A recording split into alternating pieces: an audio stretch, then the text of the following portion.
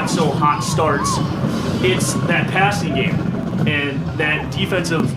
I don't want to say weakest part of the team, but it's something that's not as advanced as our offense is.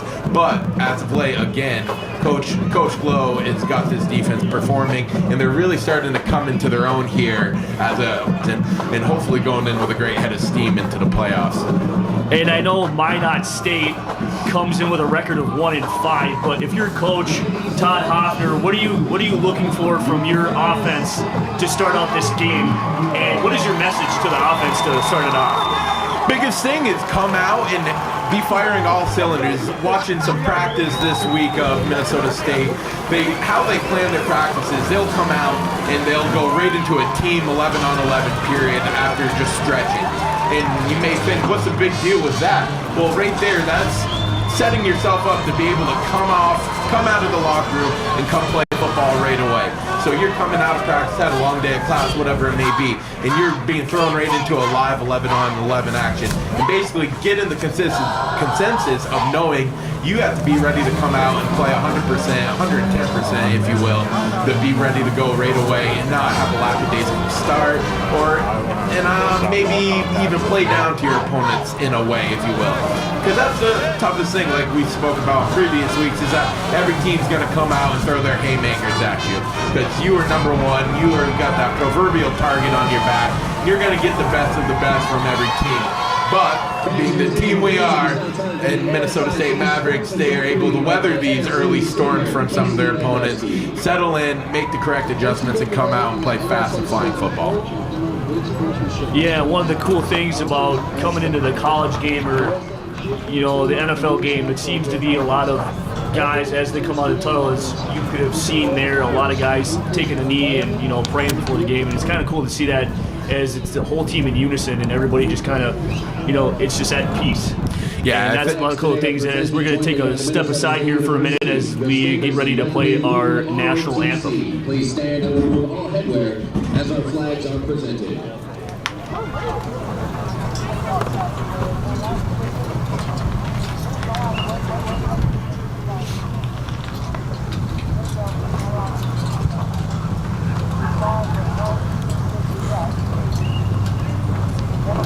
At this time, in honor of our flag and our country and in recognition of those who serve and protect it, we ask that everyone please rise, remove all headwear, and turn your attention to the Stars and Stripes for the playing of our national anthem, performed today by the Maverick Machine Athletic Band.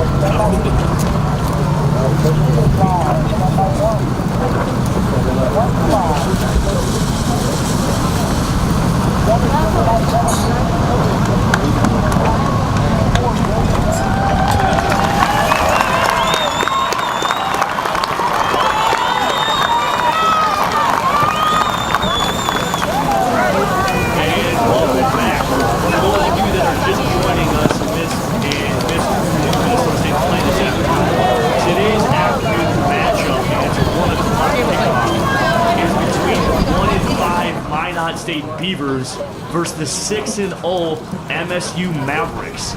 And Jordan, the Mavericks have pulled something out that you only saw in the first game, and that is the all-gold unis, and they got to be by far one of the best-looking uniforms in this NSIC conference, and maybe not all of college football. Well, they are certainly treated nicely by Nike and the plethora of uniforms they have. I don't think I've seen them other than today wear the same uniform twice. But looking here at this game, it's really kind of a take care of business game for Minnesota State. They're playing an opponent that has a brief history with them. They've played 3 times previous to today. They averaging throughout the year 41.5 points a game, but specifically against Minot State here, they've been averaging 45 points a game, and that's saying something. But the even more startling thing here is Minot State has been only averaging 5.5 points a game in their 3 meetings between these 2 teams. So you just got to look at it from the perspective of Minnesota State, and you got to just come out and take care of business, do it right. And it looks like Minnesota State is deferring, and Minot will receive here. And to start it off early, we'll see one of the best legs in not only Division II football, but probably maybe all of college football in Casey Benarski. Quite certainly. Kicking is kicking. 20 yards, 30 yards, 40 yards is the same on every other football field in the nation. Again, as I've mentioned before in previous broadcasts, is that it's just a great thing to have when you know they will not have a chance at a big return or a big playoff from a kickoff. Ball sails clear through the back of the end zone, and it sets up shop easy for the defense without having to worry about giving up a big play. And I don't think Benarski will have a problem putting it in the end zone, as the wind is actually at his back and in his favor. Yeah. So we could maybe see him kick it into the netting between the field goal posts, and I would not be shocked by any means whether or not that he's going to do this, because he's got one of the best legs that I have ever seen. Let's just hope there's not a car driving into the parking lot behind this field goal post. They might have a busted windshield here. And it seems like everybody's almost set. We are just waiting on number 15 in gold and purple, as the Mavericks come in draped in yellow or gold, whichever you prefer, and the purple bucket helmets. And there it is. Benarski sails it into the end zone and is caught. And we decide to take it out as he finds some running way and is brought down inside the 15. And as we get going here, I am going to turn it over to Jordan, my partner, as it's O'Grady's keys to the game. Yeah, looking at today's game, it's obviously quite the favorable matchup for your Mavericks. It's going to start defensively, again, stopping the running game for Minot State, make them one-dimensional again, but also for Minot State being able to get after this very aggressive and very strong front 7, try to find a wrinkle in their plan here. Hand off to the left side here, and shut down, as we just spoke about. Not so successful right away on the ground for Minot State. Continuing with the keys to the game is how accurate the passers for Minnesota State have been in Ryan Shickley and J.D. Akawa. Been on target all season long and looking to continue that today. And then just let's see how the pass defense holds up here today against Minot State, as there's an incomplete pass on the far sideline. Look at that, keys to the game right away. 2 of them make an appearance right away here. And then for Minot State is, as I've talked about, a weekend, if you will, comparatively to the rest of the team, Minnesota State secondary. Let's see what they have in store for these defensive backs and linebackers here going forward, attacking secondary. And then, of course, just getting after and forcing Akawa and Shickley to make ill-advised throws. And that goes for almost any quarterback in the game of football. You create pressure and bad throws, good things will generally happen for you. And as the quarterback, Ben Bolinski, drops back, see some pressure and decides to run. And the containment and to throw him back inside is Keyshawn Davis, as he's the first one to get Bolinski and bring him down, as that brings up 4th down and 8. and that'll send back Justin Arnold, number 27, for the purple and gold. Yeah, it was a good job there by the two defensive tackles. They knew they didn't have a pass rush that play, so they kept their ground and played it well, played a spy, if you will, and didn't let the quarterback get outside and rallied to make a tackle for us, a fourth down punt. And back to punt is Jose Luis Moreno, and he sends Arnold back as Arnold's going to let this one bounce. And it seems like a swarm of white and red is going to down it at the 35. And I'm curious to see here, Jordan, who Minnesota State elects to start at quarterback, as they do have that dual threat in J.D. Akawa and Schlichty. It looks like the sophomore number 7, J.D. Akawa, is coming out and will get that nod for the Mavericks. And Jordan, who are some of the impact players here for MSU here on offense, as it's a handoff to number 23, Gunn, as he goes up the middle for a gain of 4. It's going to be a collective effort up front, as we alluded to earlier. It's not very often in today's style of football that you see a team outrush their passing yards, if you will, meaning having more rushing yards than they do passing yards per game. It's going to be a collective effort from the front 5, Nate Gunn, Taramina, and JD. It's going to be tough for Minot State to get in and stop this tough physical offensive line, as Zylstra catches a quick hitch for a first down. As that's a gain of 7, and that'll move the chains, and that's MSU's first down of this afternoon. And as we look here, as you said, MSU offensive keys is Nate Gunn, J.D. Akawa, Ryan Schlichty, and St. Zylstra. One of the keys that you brought up earlier, Jordan, as it's a handoff to the left side to Gunn, as he bounces some way and keeps the legs moving, as that is a respectable gain of about 8.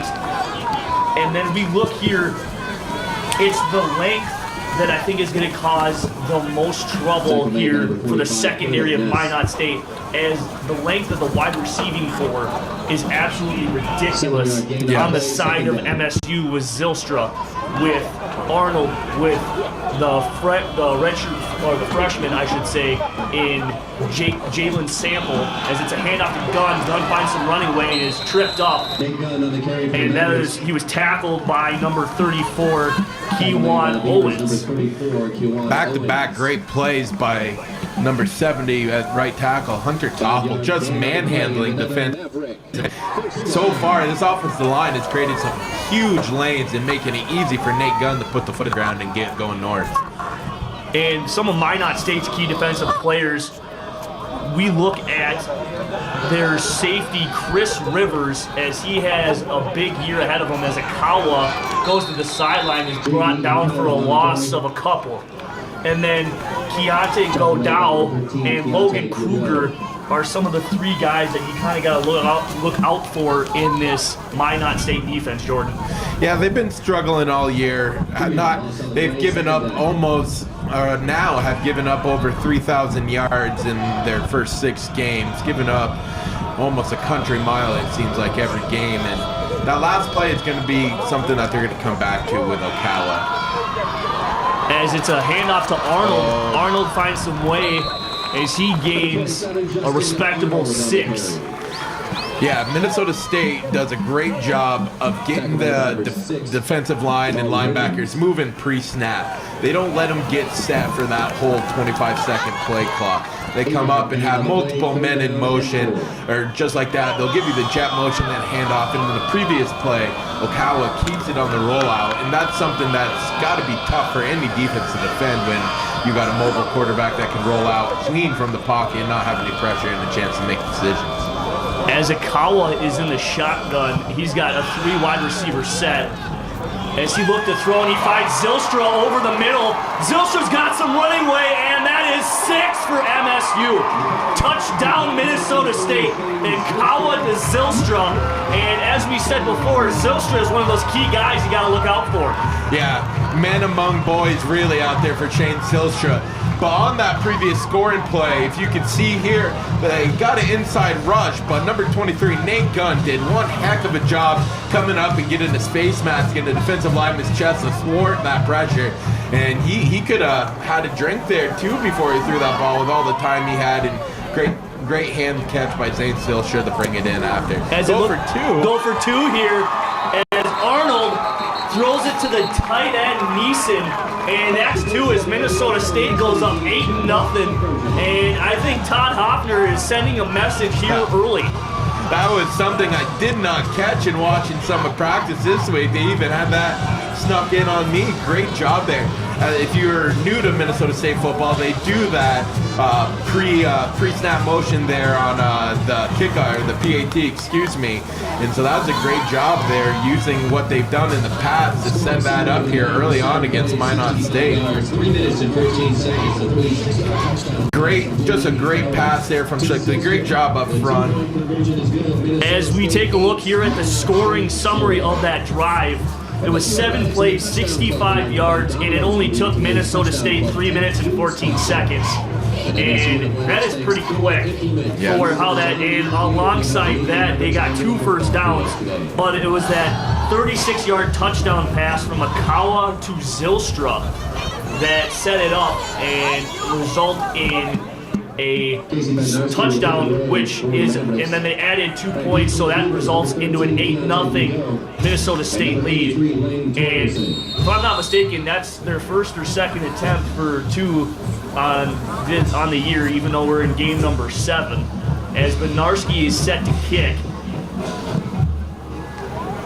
and back deep for Minot State is number 83, Lane Torgerson, and he's going to let that bounce into the end zone and go out of the back of the end zone. And they will set up their second offensive drive of the afternoon at the 25. And then we're going to take a look here at Minot State's offensive key players, and that's their quarterback, Ben Belinsky, as he leads them in passing yards, along with 6 touchdowns and 6 interceptions, but as well as leading them in rushing with just a little over 300 yards. And then we take a look at Levante Bushnell, their wide receivers, and Peyton Romero as Ben Belinsky takes it up the middle as he receives some pressure from the outside, and that's a gain of 6. Yeah, good job. Pressure getting there early. You got to like it when the quarterback's eyes come off downfield and come looking. Great pressure off the edge. Ford in that run right off the bat. No chance. Blocks didn't even have a chance to get set up. And that is the handoff to number 23, Lee Weber, as Jake Shaper is the one to bring him down to the turf. And that results in a 3rd down and a gain of nothing.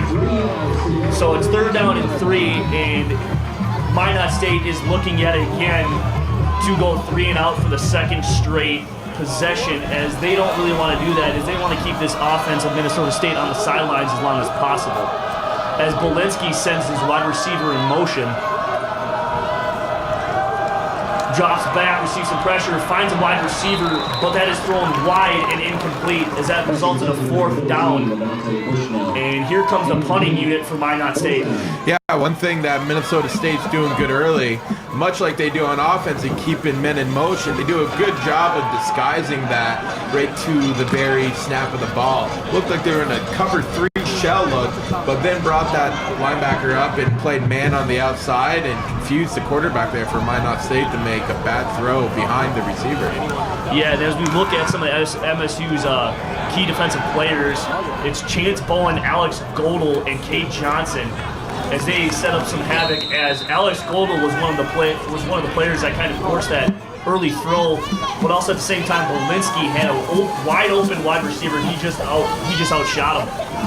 And this will be Minnesota State's second possession of the game, and it looks like possibly Akawa, yes, and in fact it is, as J.D. Akawa comes back onto the field for his second drive. We don't typically see quarterbacks from Minnesota State to go back-to-back drives. This is normally you would see Schlichty in this type of situation. Correct. Typically you don't see 2 quarterbacks going on an offense, but nonetheless it's highly successful. As Akawa drops back and finds Taramina. Taramina's got some running way. He's brought down on the Minot State territory. Great job there by Taramina getting out in front and making a great catch. But all day did J.D. Akawa have there to make that pass. Nothing at his feet, nothing in front of him. Able to step right up in there and deliver a strike to Taramina down the slot. As that was the first time we've seen Taramina in the backfield this afternoon, and that was a gain of 30 as it's a handoff to Gunn to the left side as he trips over one of his own linemen, and that is a gain of 4. Yeah, averaging already early in this game, almost 5 yards a clip here. Very tough to go wrong when you're getting a first down every 2 plays here. And he was brought down by the defensive tackle, Reginald Desroville. And Gunn is the back. Akawa looking to pass as he receives some pressure and gets flushed out to his right. And he throws it up for Justin Arnold as that is shot over his head and incomplete. Yeah, great effort there by J.D. Akawa. Had some pressure right away. It looks like Nate Gunn wasn't quite able to get across to pick up that pass protection block, but still, that's kind of the perks you get with a mobile quarterback like J.D. Akawa, being able to get outside, still possibly give a receiver a chance down the field to make a play. And the guy that applied pressure for Minot State is number 54, Ellis Parr. Ellis is a 6'1", 250 junior, and he shot that gap like I don't think I've ever seen before. He came out like a thing out of a cannon. He was unbelievable as Akawa drops back on this 3rd and 5 and finds Gunn as that just goes right through his hands as that was thrown a little bit behind him, and that brings up a 4th down.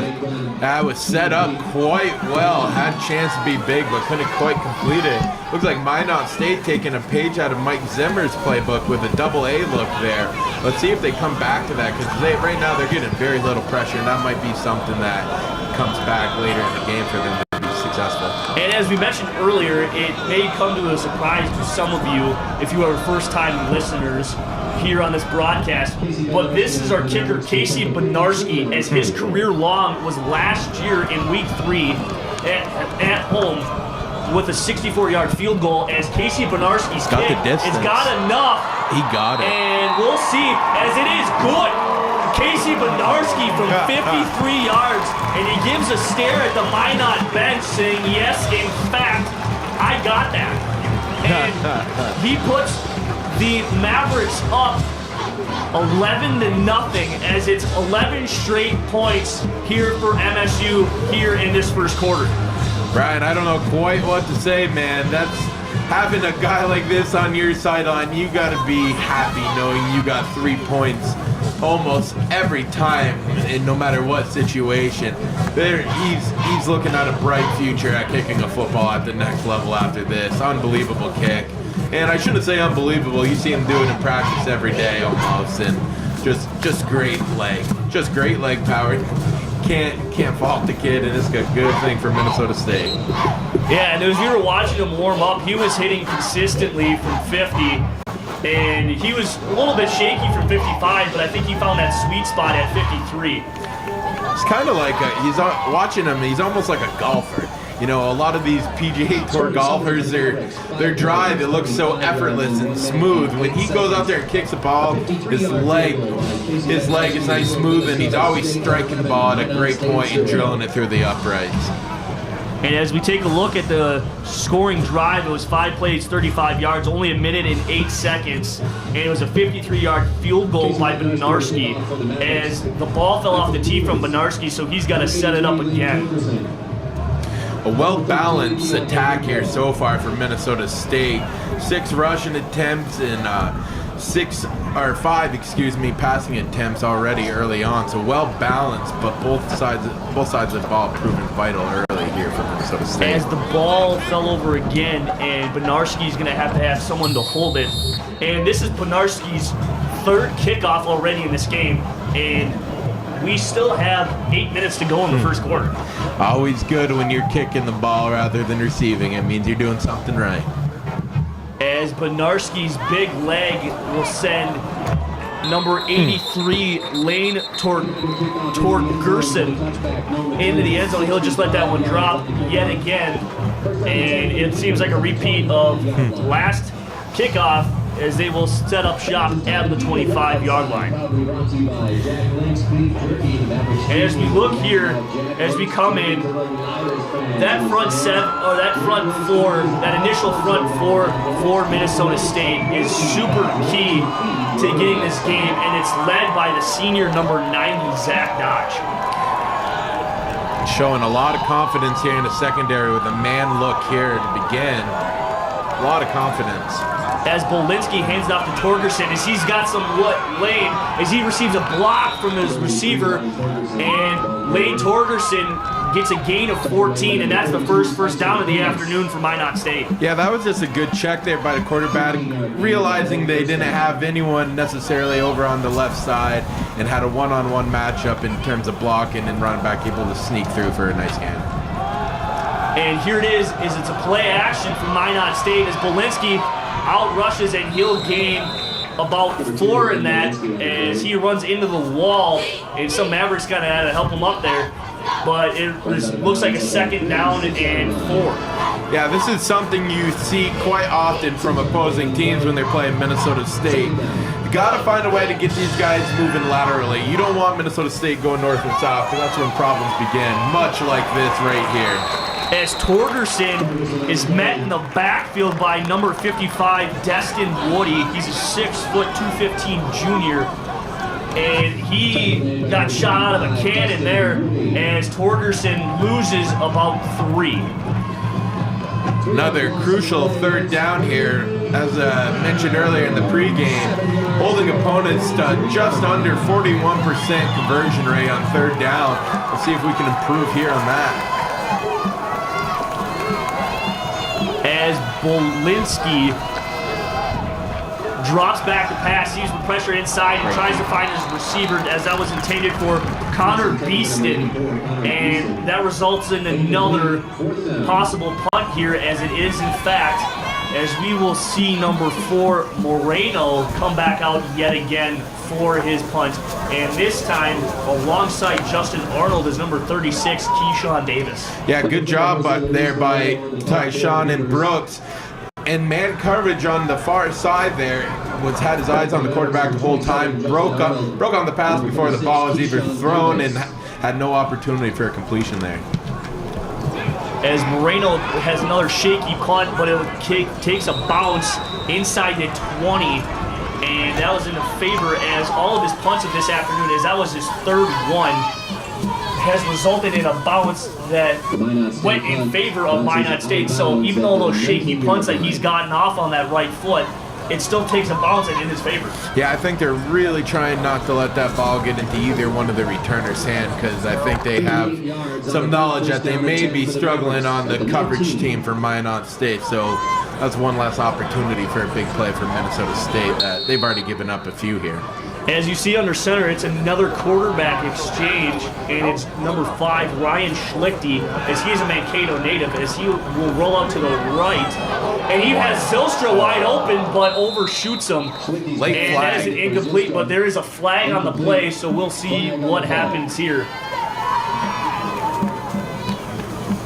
But one of the things, though, that it seems like is number 54, Ellis Parr, has done something that we haven't really seen here at home, is it's a pressure right inside the pocket for our quarterbacks in Minnesota State. I believe we have an illegal. Eligible receiver, downfield, offense, number 74.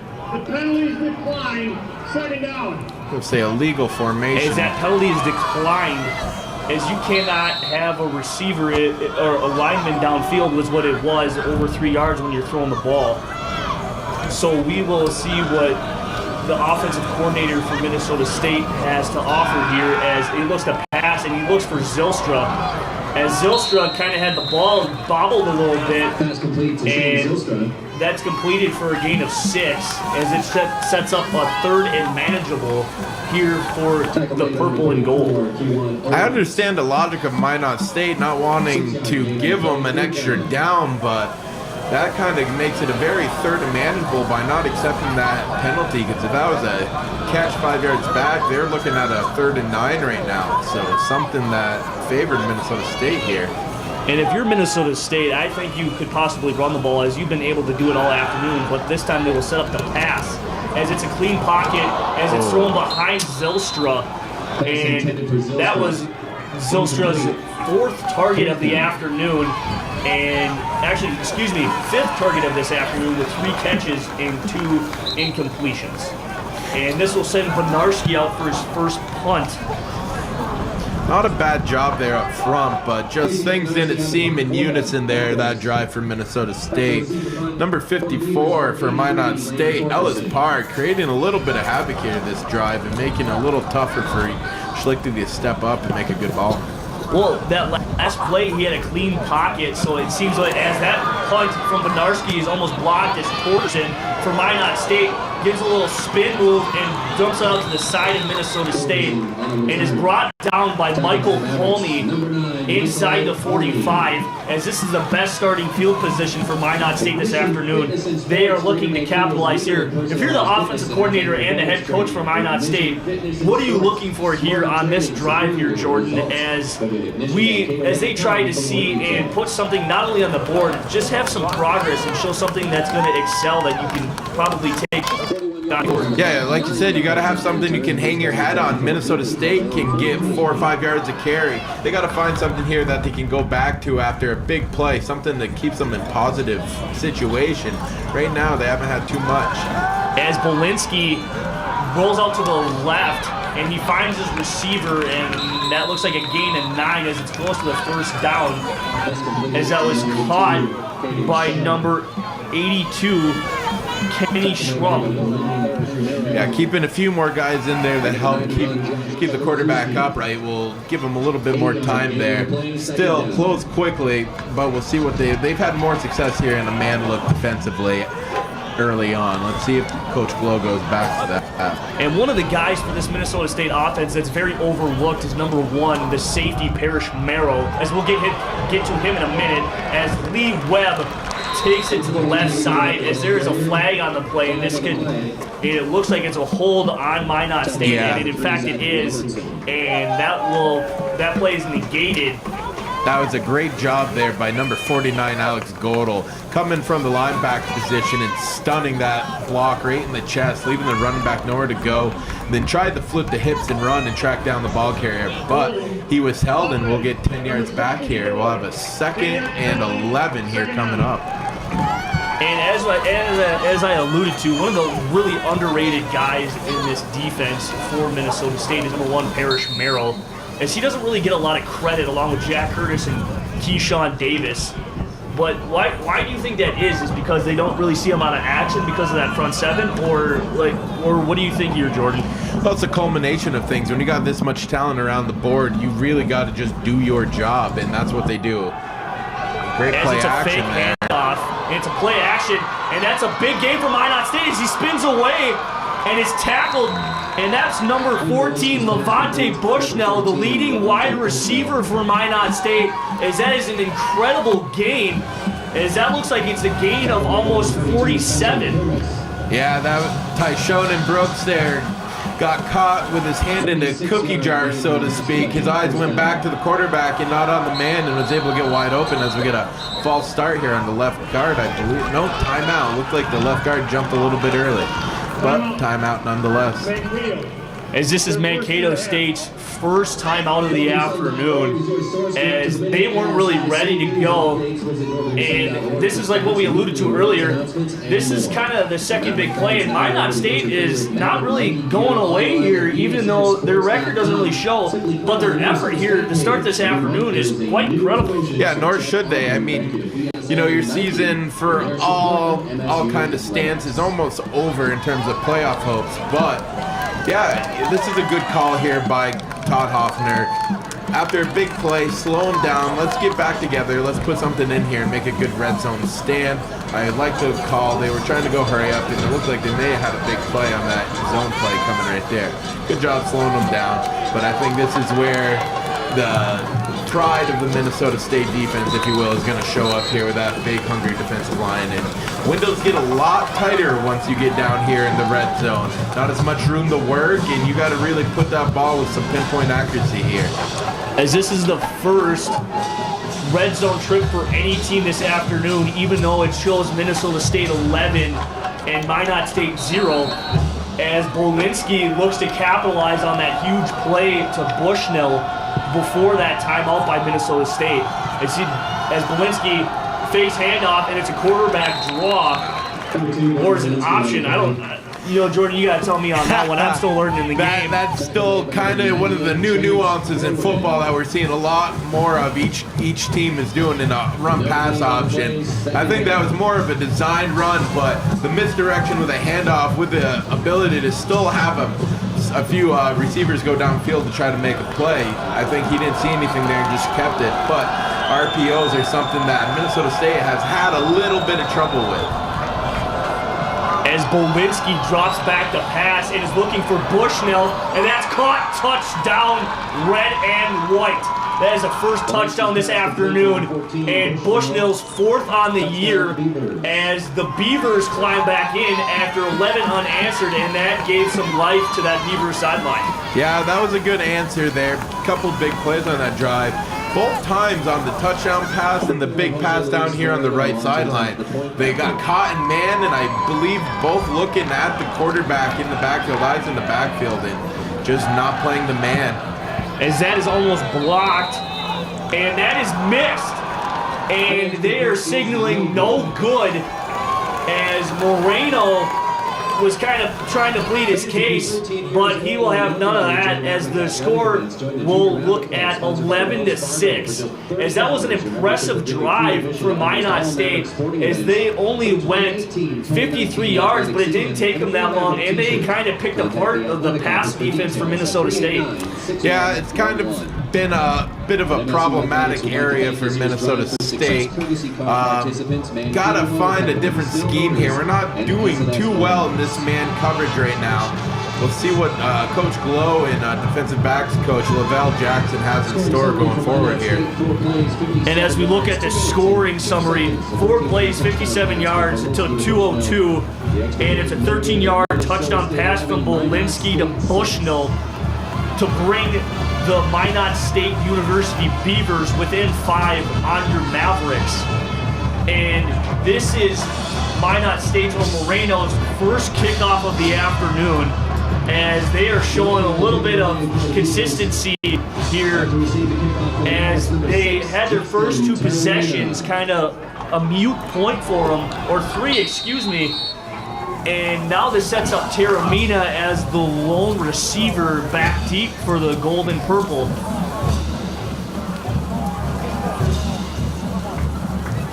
As the left-footed kicker Moreno signals as he's ready to go. And there it is, as Taramina runs up to the 10-yard line as he's looking for some blockers, and he's got some running away as he breaks an arm tackle but is brought down inside the 30-yard line, and that'll set up Minnesota State. And it looks like Akawa is coming back in after Schlichty only gets 1 chance to prove something, and it looks like they're going with the hot hand of number 7 here for the goal. Yeah, I think J.D. Akawa in this particular matchup against a smaller size defense of Minot State brings a little bit more speed to the table and a little bit more versatility that I think coaches are liking here so far. As Akawa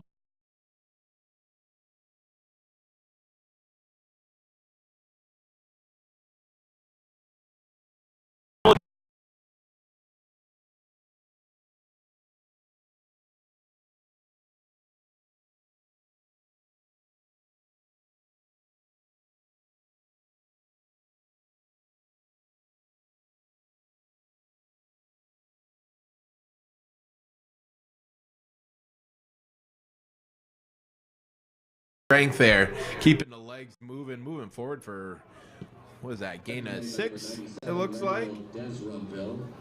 Going a little bit hurry up here to keep them off balance.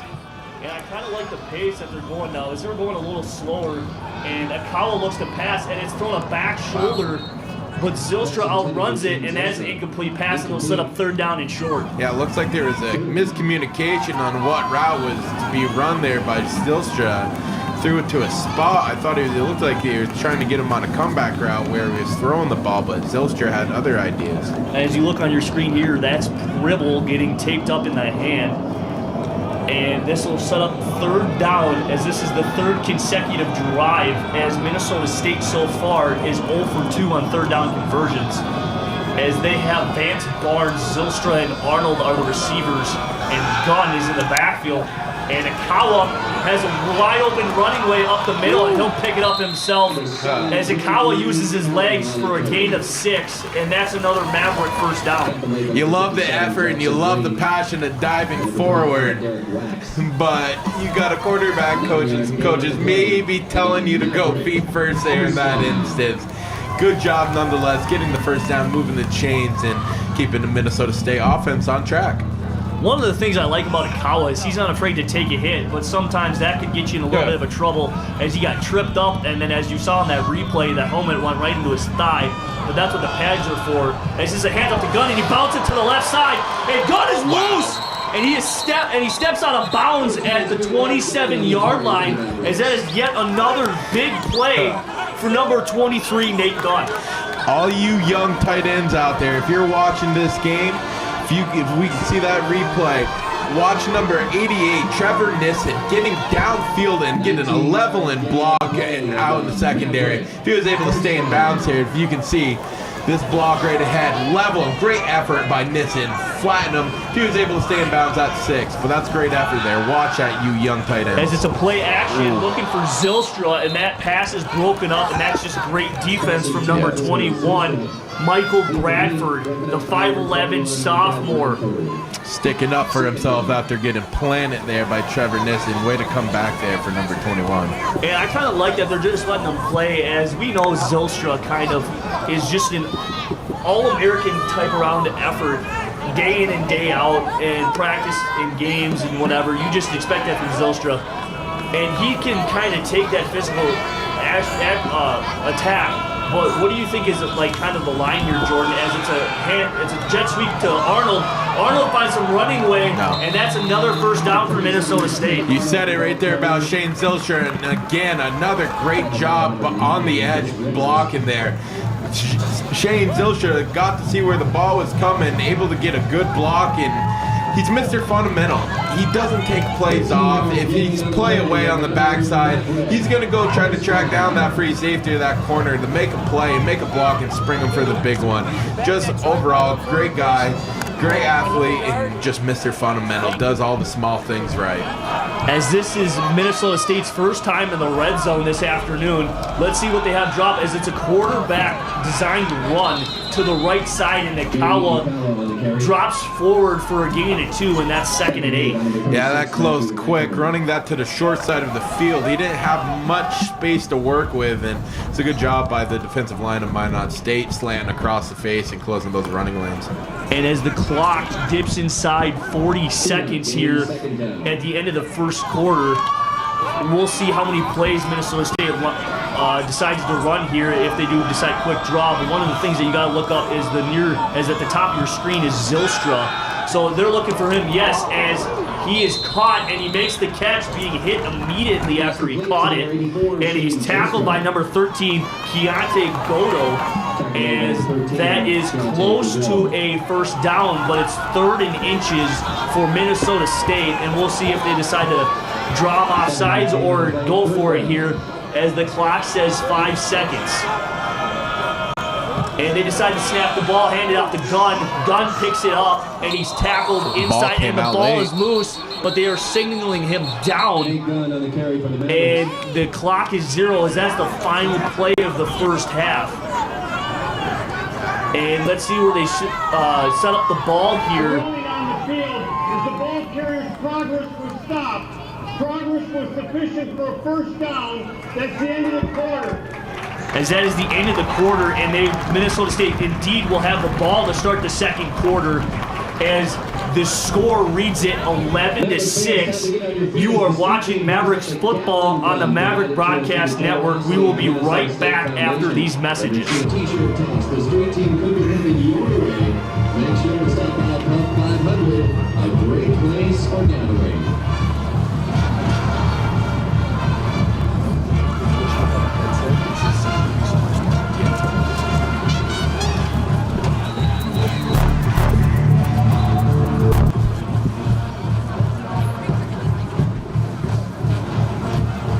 we are back here and we take a look at the future Maverick, as, my goodness, that was probably one of the cutest babies I've ever seen, as the Mavericks get to start their second quarter right on the 1 yard line, and it looks like they're bringing in the running back, number 22, Pribble, as this is Pribble's first action of the afternoon. And Pribble's got 6. That is the second touchdown of the afternoon for the Mavericks, and first for Pribble. Yeah, it looked like an easy walk-in touchdown for Pribble. It looked like the Minot defense had a slant call on, and slant to the left there, and brought in a backside linebacker, left side wide open for a nice little cut, and an easy 6 for Minnesota State. And as Benarski sets up for the point after, we're going to take a minute here, as that is good. Not one of Benarski's best kicks, but it does the job, and that sets up a Maverick lead by 12, as the new score shows 18-6. And as we take a look here at that first half stats, Jordan, what are some things that you look at here that were keys to that first quarter for Minot State?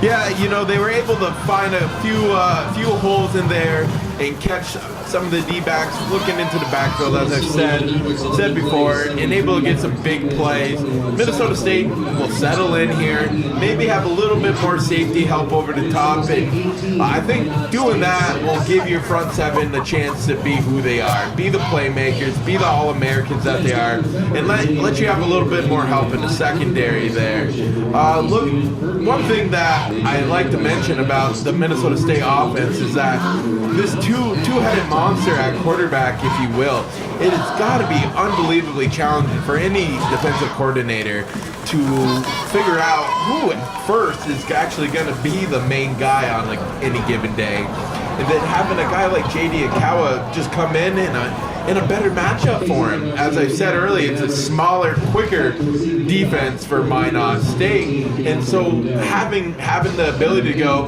okay, Akawa is probably better this week, is huge, and it's something almost no team that I'm aware of has in their back pocket. So that's one thing here going forward that's just going to be proved to be very good for the Minnesota State offense. And as we look here at the top rushers for Minnesota State, no surprise we see that Nate Gunn is leading with an average with 50 yards, with an average of 7.1 yards per carry, as Benarski just towers it.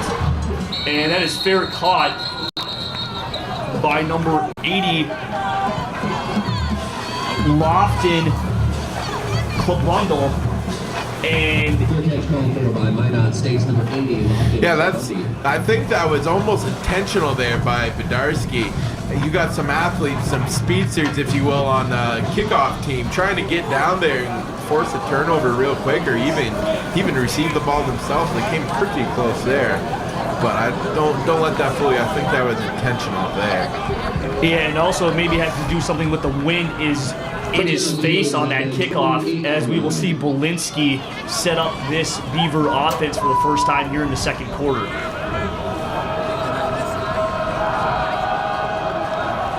And as he finds Bushnell, as Bushnell gets brought down by number 49, Alex Godel, and that is one of our key players here in defense for Minnesota State. And as we take a look at that scoring summary for Minnesota State on that last scoring drive, 11 plays, 73 yards, 3 minutes and 21 seconds, a 1-yard touchdown run by Ian Pribble, as that is Torgerson brought down in the backfield for a loss of 4. Coaches must have heard me from Minnesota State's defense here. Now, shift to a cover 4 look, and that's exactly where I think Minnesota needs to stay. You don't need to do anything fancy here.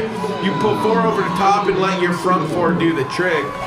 As Minnesota State's going to call their second timeout, as they're a little bit slow in substitution there. Smart choice given by Coach Todd Hoffner there, calling the timeout, keeping a 3rd and long situation. And I think that's the second time Todd Hoffner has had to use a timeout with sloppy defensive changes. And as we look here, Josh Kaluski is having himself quite a big first quarter, and he's got his name in the mix here early in this second. Yeah, playing well, and I think, again, I know it's not the most ideal situation. You want to call a timeout because you'd like to have your sub packages up and ready to go on the sideline. But when a team goes no huddle or calls the play on the line, you sometimes will get caught in that situation, as we've seen as many teams will try to get that 11th man on the field to get a proverbial free play or a free 5 out of that. So again, I think it was a good call to save the 3rd and long situation, but you're right, Brian, not the most ideal reason to call a timeout. And the only defensive tackle we've really said the name of is Josh Kaluski, but none of the other, and maybe in the linebacker, Alex Goldel. But the offensive line for Minot State is kind of proven pretty well as Bolinski finds Torgerson. Wow. And Torgerson is thrown down by number 98, Chance Bowen, as that sets up a 4th down here yet again for Minot State, and here comes Moreno. Yeah, that was quite the impressive play out in the open field for the defensive end, Chance Bowen. You don't get to see too many guys of that size and stature be able to break down and make a tackle on a more elusive back there.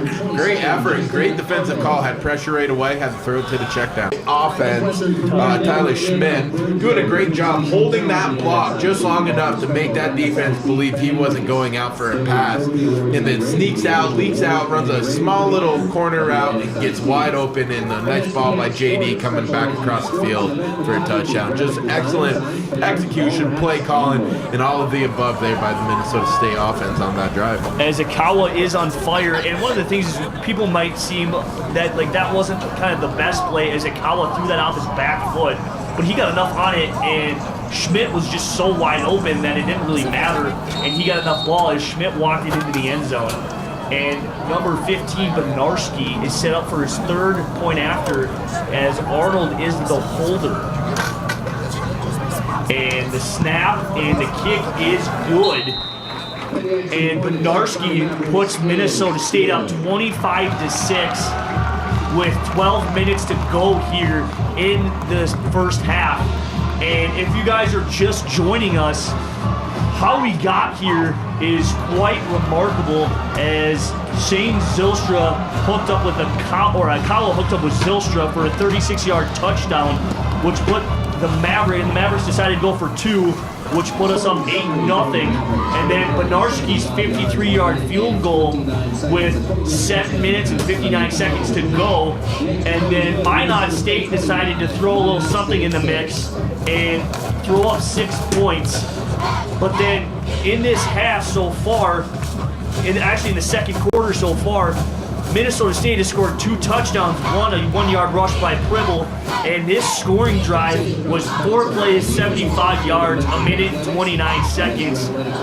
And it's a 12-yard touchdown pass from Makawa to Schmidt, and that is where we sit now with the score 25-6. As you see that replay there again on the touchdown that was just scored by Minnesota State. Yeah, this team, Minnesota State, filled with talent at all spots. But what I think really sets them over the top is the coaching. They do a great job of setting up things for later on in the game, easy touchdowns like that last one, and putting guys in the right place. They're doing a phenomenal job at that. And that's one thing that makes them very successful, as they take a fair catch on the kickoff. And you guys may be wondering, they are going to, as it seems a little bit of a confusion here from the referee.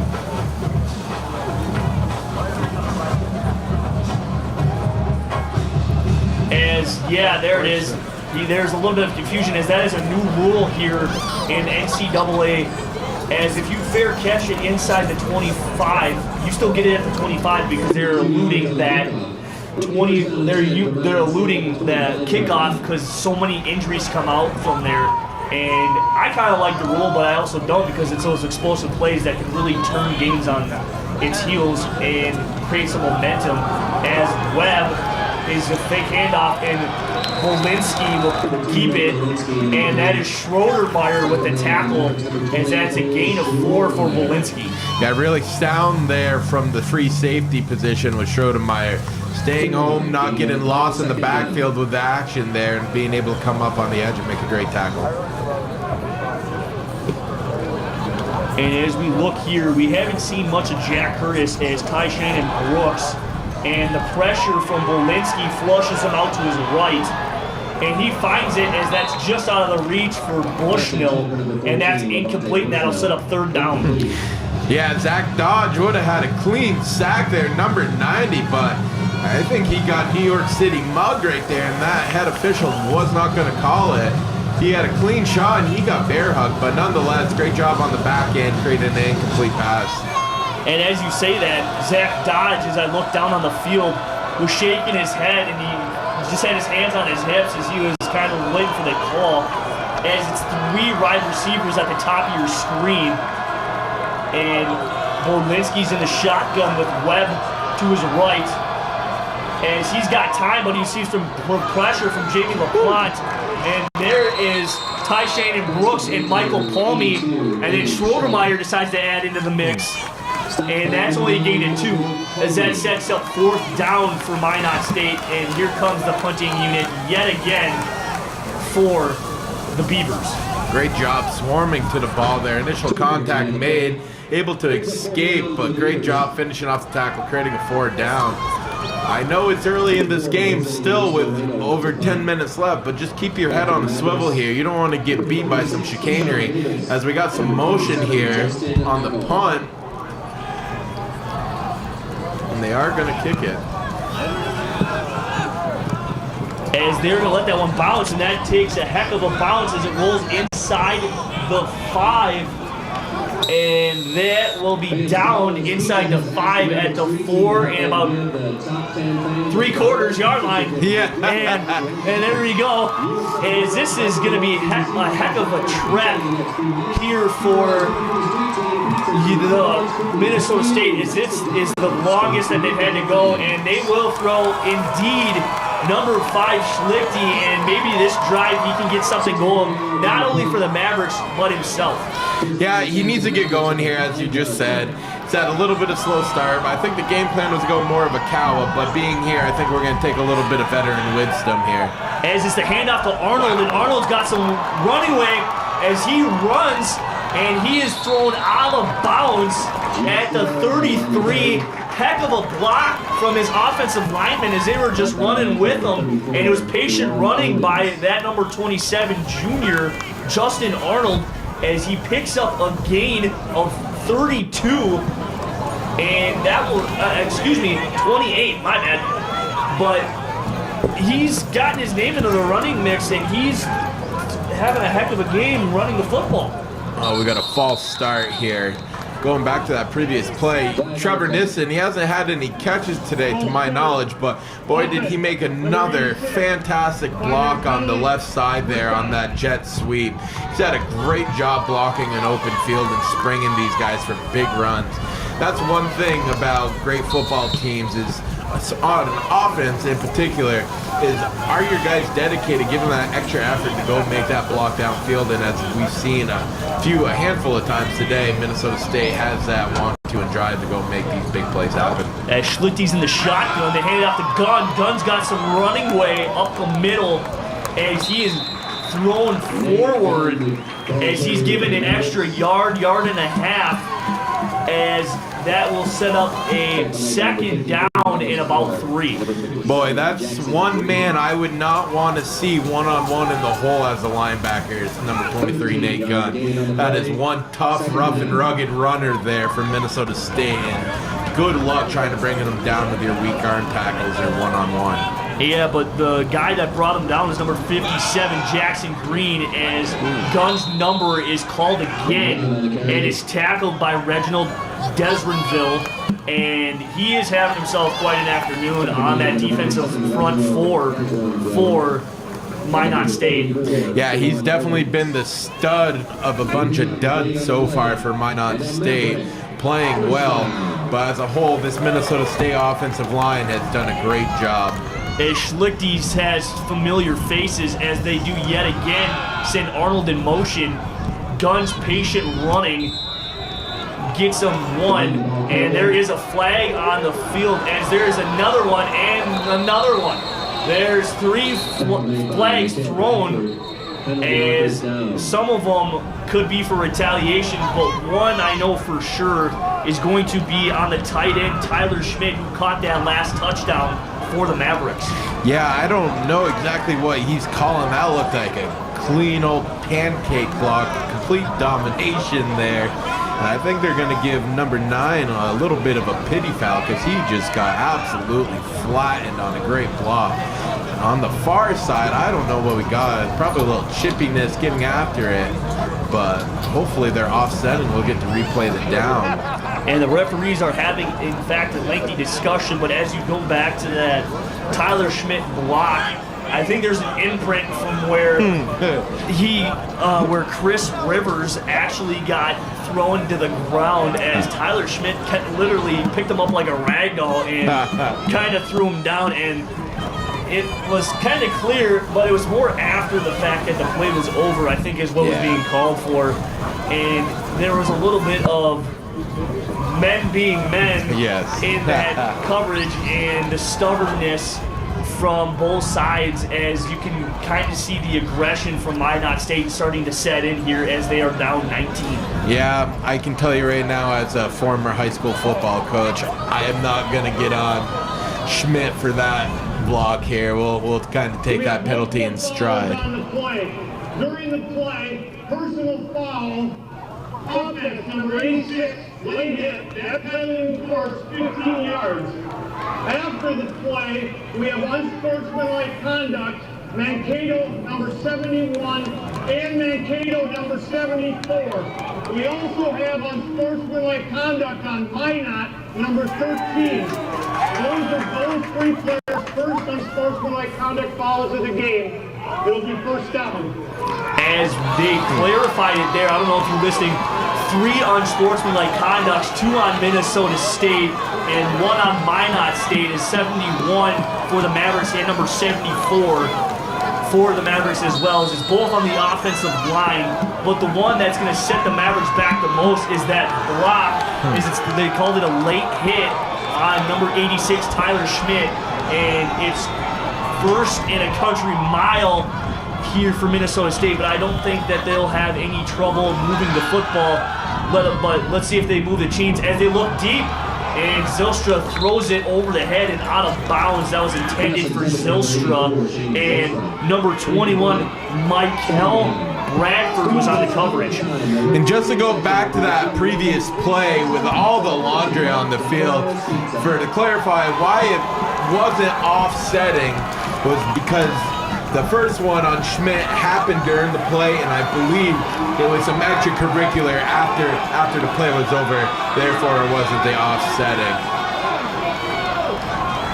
As it's a handoff to Gunn, and Gunn is met about 3 yards past the line of scrimmage, brought down by number 35, Derek Wax, and number 13, Keontae Goudeau, as that brings up a 3rd and I believe about 20 for the Mavericks.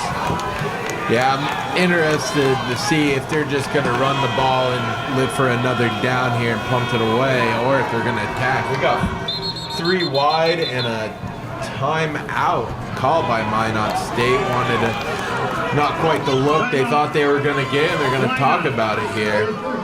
And if you're Ryan Schlichty coming to this game, this is only your 2nd drive that you have of the game, as Ikawa's had 4 or 5. And if you're Schlichty, you kind of have a little bit of room here for improvement, and you are taking away from, you are kind of taking away some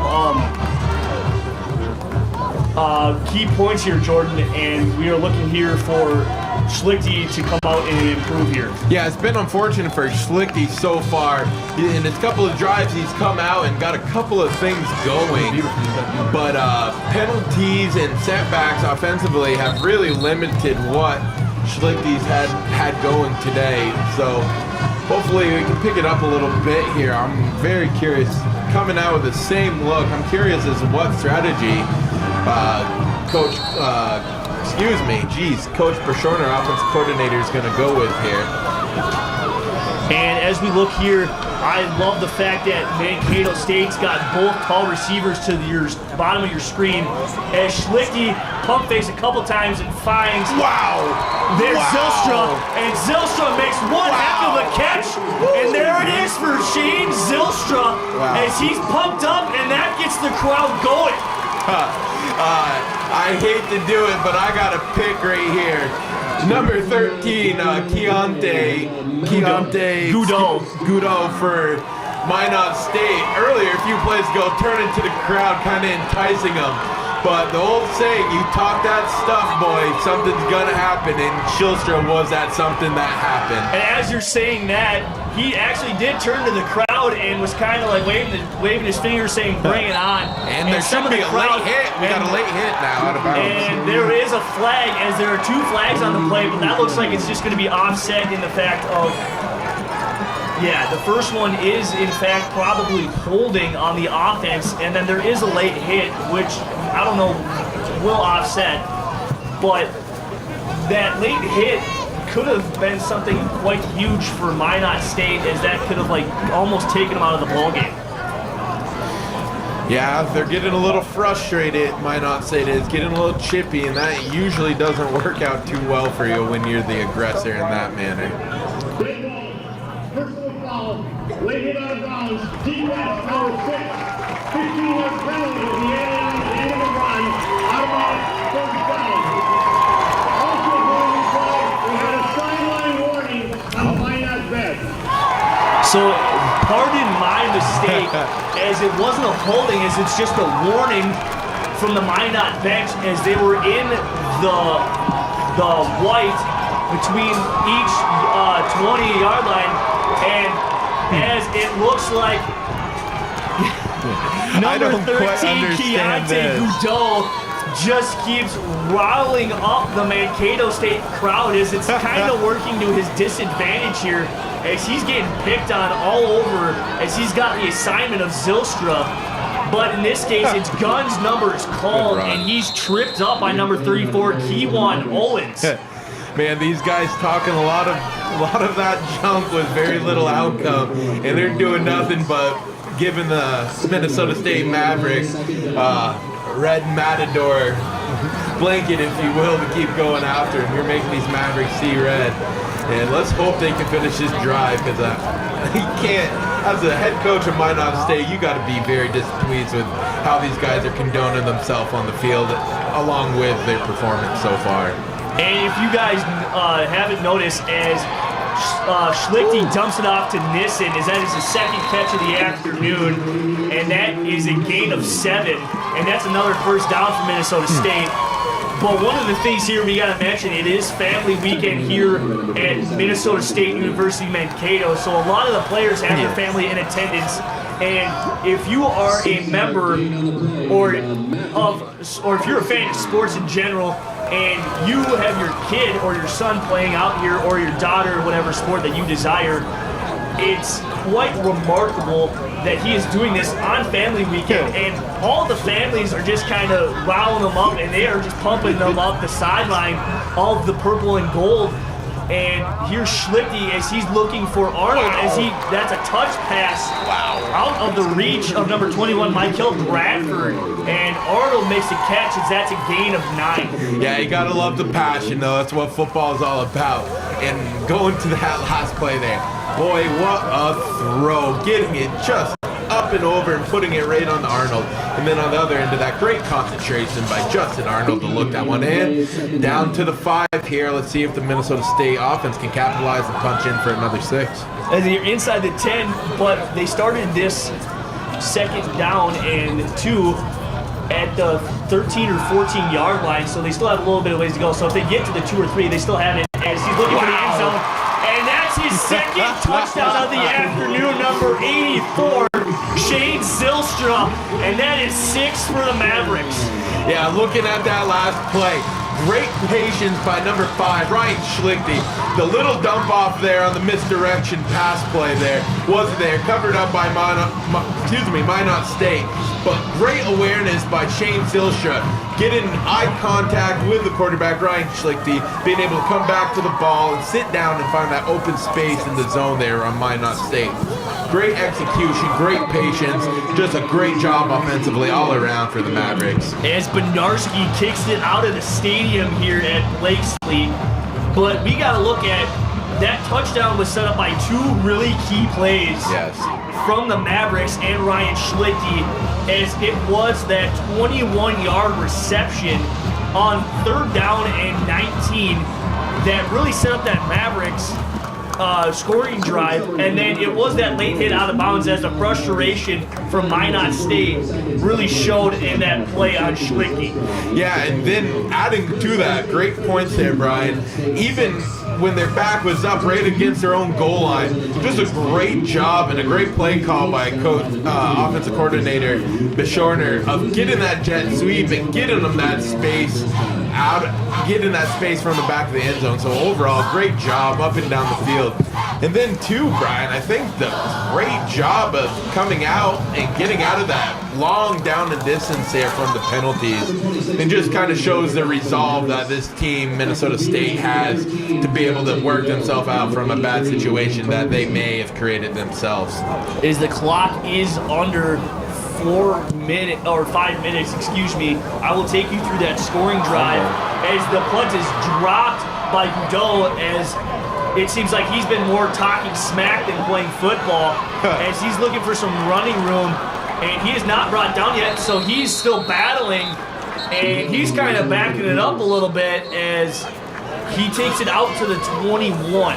But as we look here at the scoring drive for Minnesota State, as you alluded to, Jordan, 11 plays, 95 yards, and the longest touchdown drive of this afternoon, but it was fairly quick for how far they had to go, as it was 5 minutes and 44 seconds.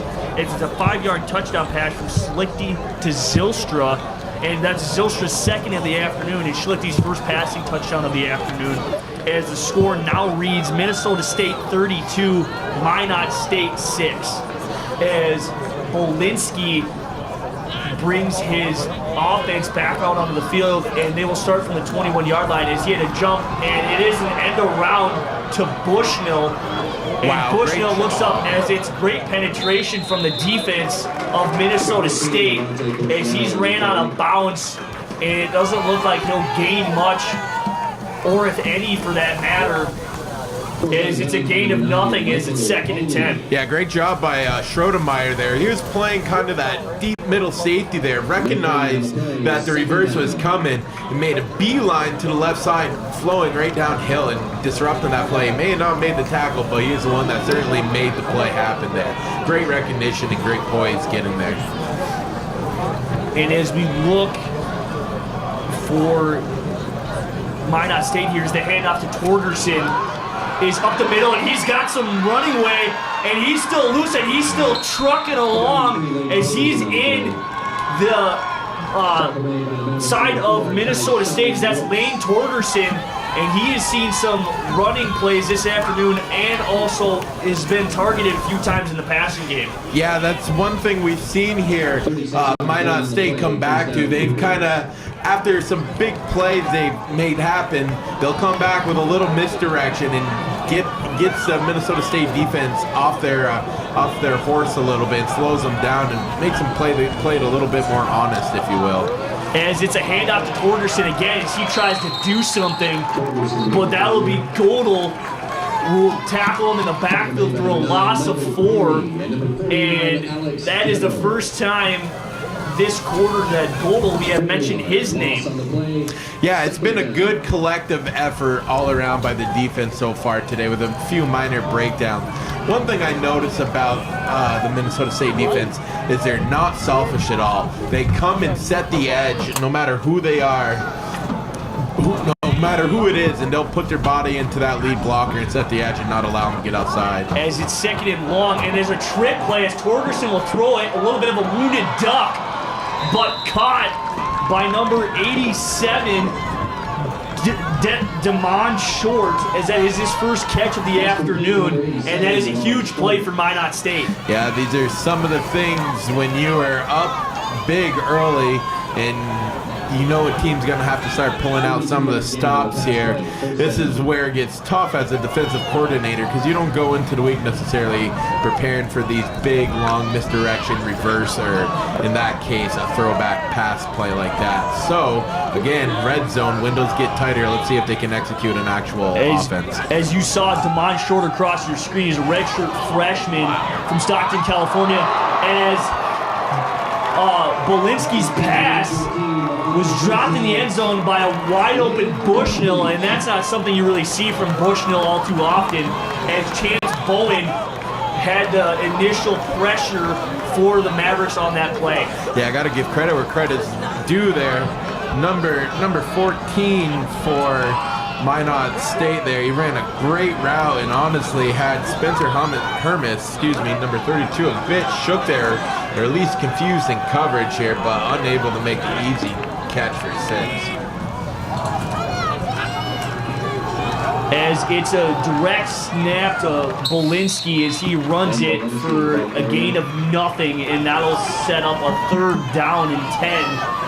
And it's not looking too good here for Minot State, as they haven't shown anything in this trip to the red zone. As the last one they had, they showed up and put 6 on the board, and that's where they stand right now with that low number of 6. Yeah, not to question what Coach Glogowski's got in for the defense, but I feel like we're getting a little too aggressive with the blitzing here. You got studs up front who can handle that offensive line on their own. I'd be more worried about having a little bit more encouragement. As the snap is fumbled, tunnel screen. Great job by the Minnesota State defense. As that's picked up and gained of 6. And that is Levante Bushnell, as he is slow to get up, but yet gets up. And that'll set up a 4th down in about 4. As if you're Minot State, Jordan, what do you do here? Would you go for it, or would you just get some points on the board and try to be down only 21 or whatever? Yeah, the points here, the 3 points are absolutely worthless. You're a 1-5 football team. You've struggled all year. You go for 6 here, and they're going to run down the clock here. So we'll have about 23 seconds or so left in the half. I just don't. If they kick a field goal, they're just succumbing to a loss. I feel like if you're not playing to win anymore, if you're just taking 3. So I gotta imagine they're going for 6 here. Or not only just 6, just pick up that extra 5 or 6 yards that you have to go. Correct. Yep. And you just kind of want to get in that another fresh set of down territory.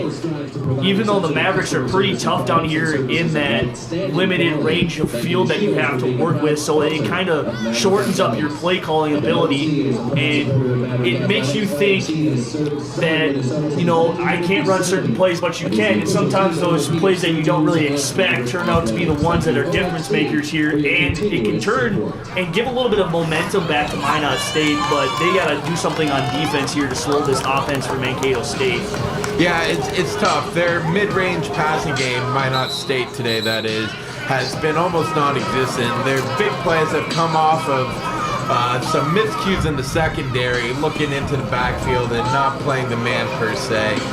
And then also their big plays have come from misdirection or trick plays. So I think you got to have your heads up here, but you got to play coverage here because I don't think they're going to run the ball here against this stout front 4 for Minnesota State.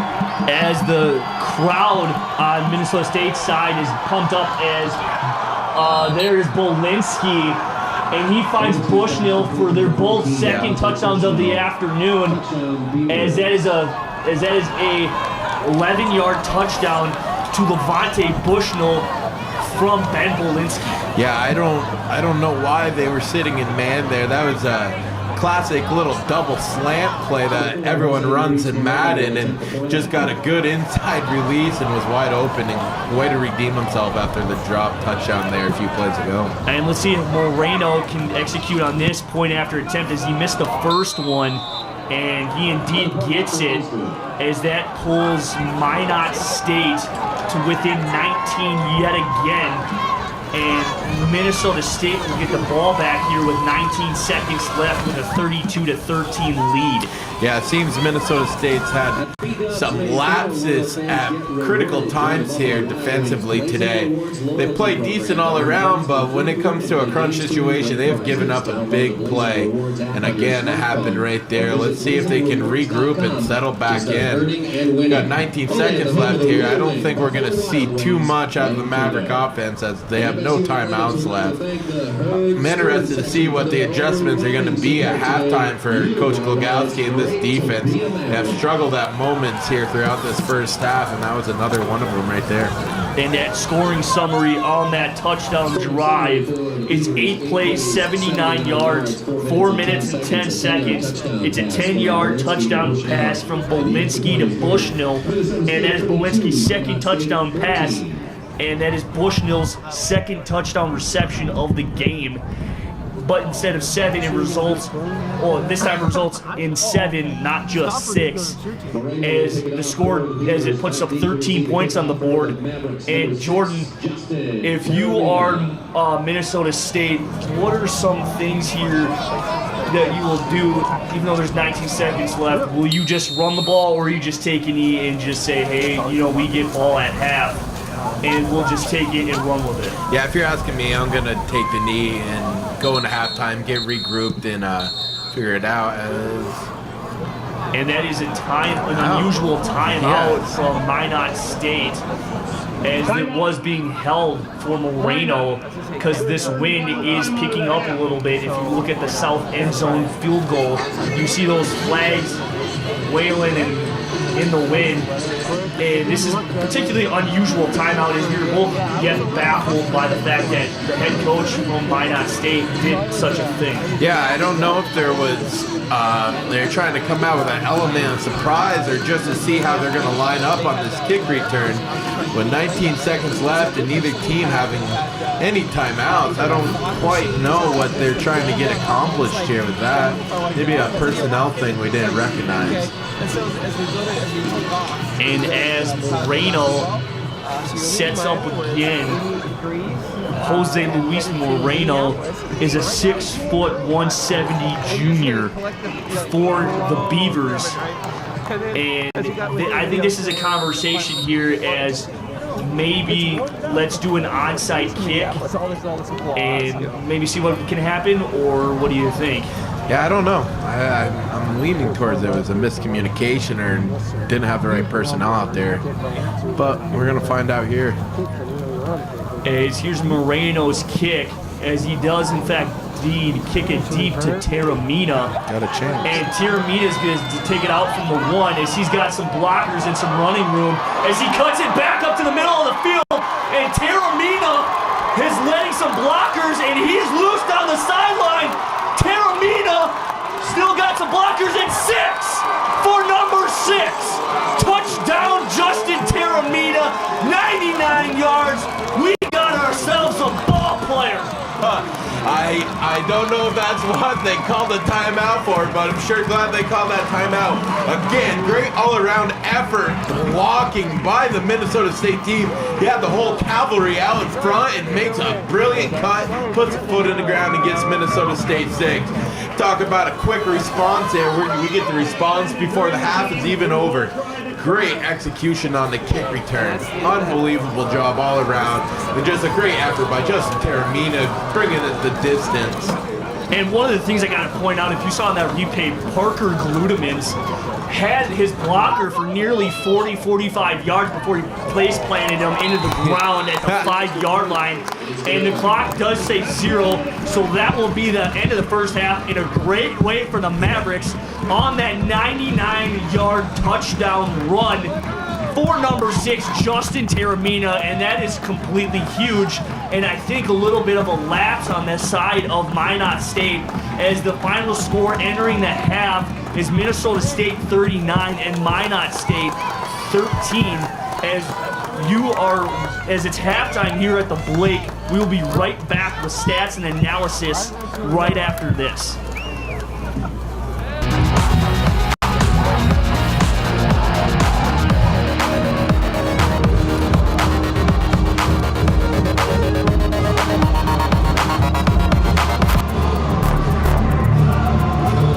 Will receive the ball here to start the second half. As we take a look at the scoreboard from around the NSIC at other games in the third quarter, Winona State, Minnesota Crookston. Winona State is doing what they do best and walloping them for a score of 30-0. St. Cloud State and Sioux Falls are in a battle 21-16 in favor of St. Cloud State. Moorhead State and Wayne State are in a grudge match here. And Moorhead is up by 1 against Wayne State early, still in that second half. And we take a look at a tie game in Augustana and Northern State, tied at 14. Minnesota State, Duluth, and Southwest Minnesota State are at halftime, and Duluth is winning 21-6. And games that are just got underway at the 2 p.m. start time.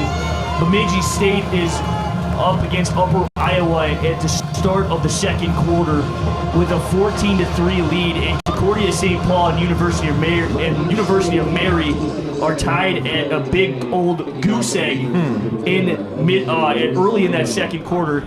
And as we alluded to earlier, Minnesota State won the toss, elected to defer to the second half, and they by all means will defer. One of the things that I found out, Jordan, that was interesting is that you could do, if you defer to the second half, you don't necessarily have to take the ball. Correct. You can actually kick off again if you really wanted to, but then again, why would you do that? Because it's just kind of it's a weird thing, and it's kind of a weird rule. I think they should just change it and just say, hey, you defer, so we just want the ball in the second half.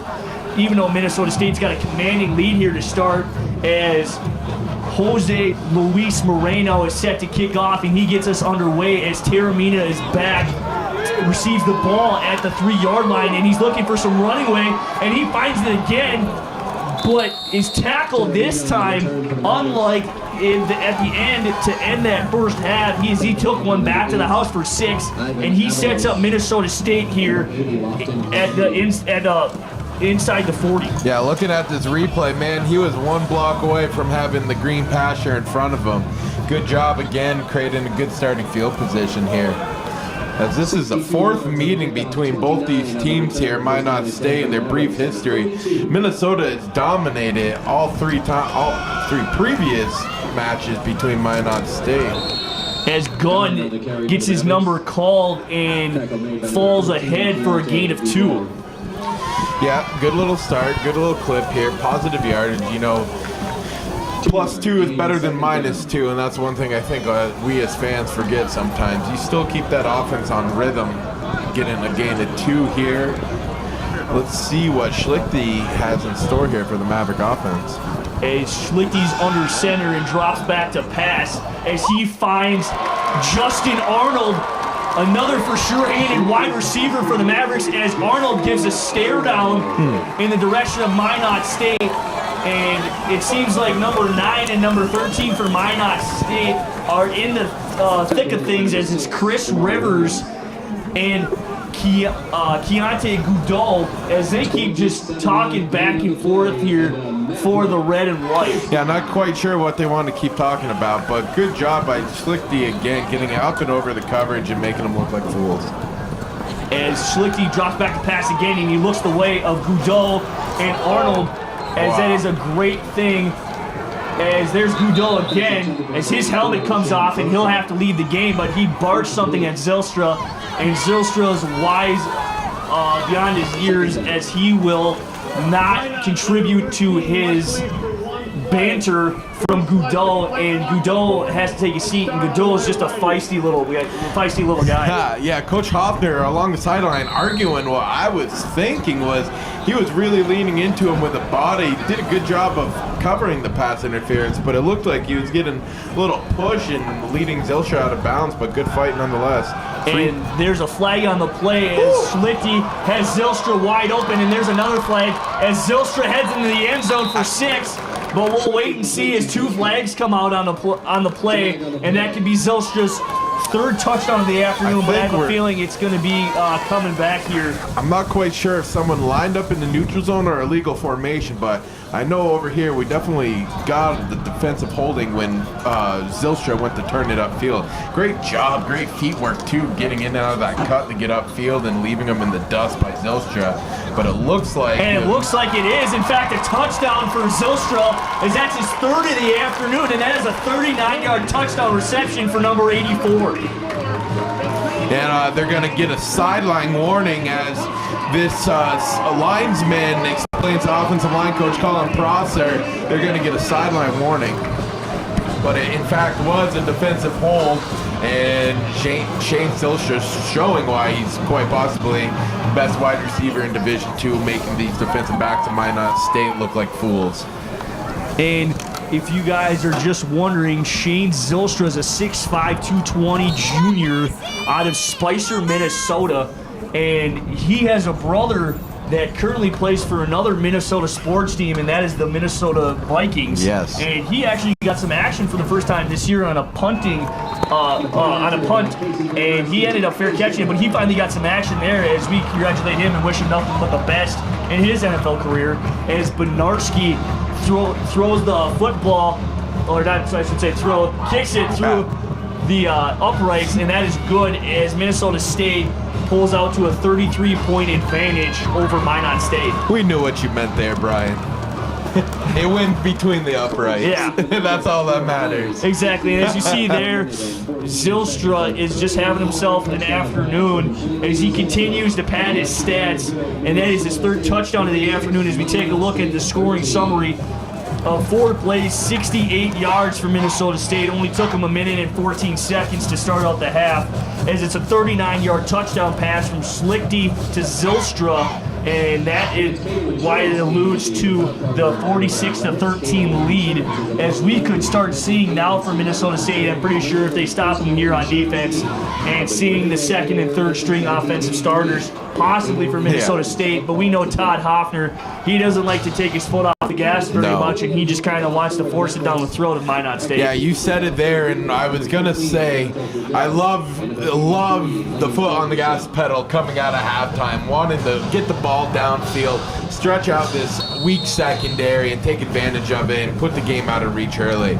And I think it is a good thing to mention the backups coming in, because this is real time, real game experience that these guys get going forward here for the playoffs, which is great, and it creates that depth and creates a lot of good things down the road, where if we have an unfortunate injury or lose a couple key pieces, we got guys that have actual experience in a real-time, real-game situation. As Goudreau decides to fair catch it, and they will set up shop as their first drive here for the 2nd half at the 25-yard line on the left hash, on the near side hash, I should say. And here is Bolinski setting up for his first drive of this afternoon, and let's see what Minot draws up for this first play. As it's a fake handoff, and he throws it out wide, and that's a tackle in the backfield by number 9, Michael Palmy, as that's a loss on the play. One of my coaching points here, if you're a young corner and looking how to get off a block and go make a dang tackle, watch number 9 here on that replay. Does a great job right away, recognizes a little swing screen, gets the defender off, goes, breaks down, chops the feet, and makes a great tackle for a loss. As that was Damon Short, the receiver, as that's a loss of 3 and a 2nd and 13, as Bolinski drops back to pass. and there was a miscommunication as he well overshoots his intended receiver, number 84, Connor Beeston. Yeah, that pressure, although we haven't gotten to him today, it's starting to show up here. They're right in his face when he goes to throw that ball. So a lot of the time, he's not being able to step through into his throw, and I think he just kind of air-mailed that, or like you said, Brian, just a miscommunication there. But either way, creates a long third down situation with one of the better defensive third down teams in the conference. As it's a third down yet again for Minot State, as he sends a tight end in motion here, and he drops back to pass, and there's the pressure as they look to screen, and there's Webb, and Webb sprints and only gains one, as that sets up a 4th down and 12-yard line, as that's Lee Webb, the 5'6" freshman out of Stockton, California. Wow, and again, credit Michael Palme for the second time out of the last 3 plays, getting off a block and making a tackle at the line or behind the line for a loss. He's played outstanding in that nickel spot there for Minnesota State this last drive.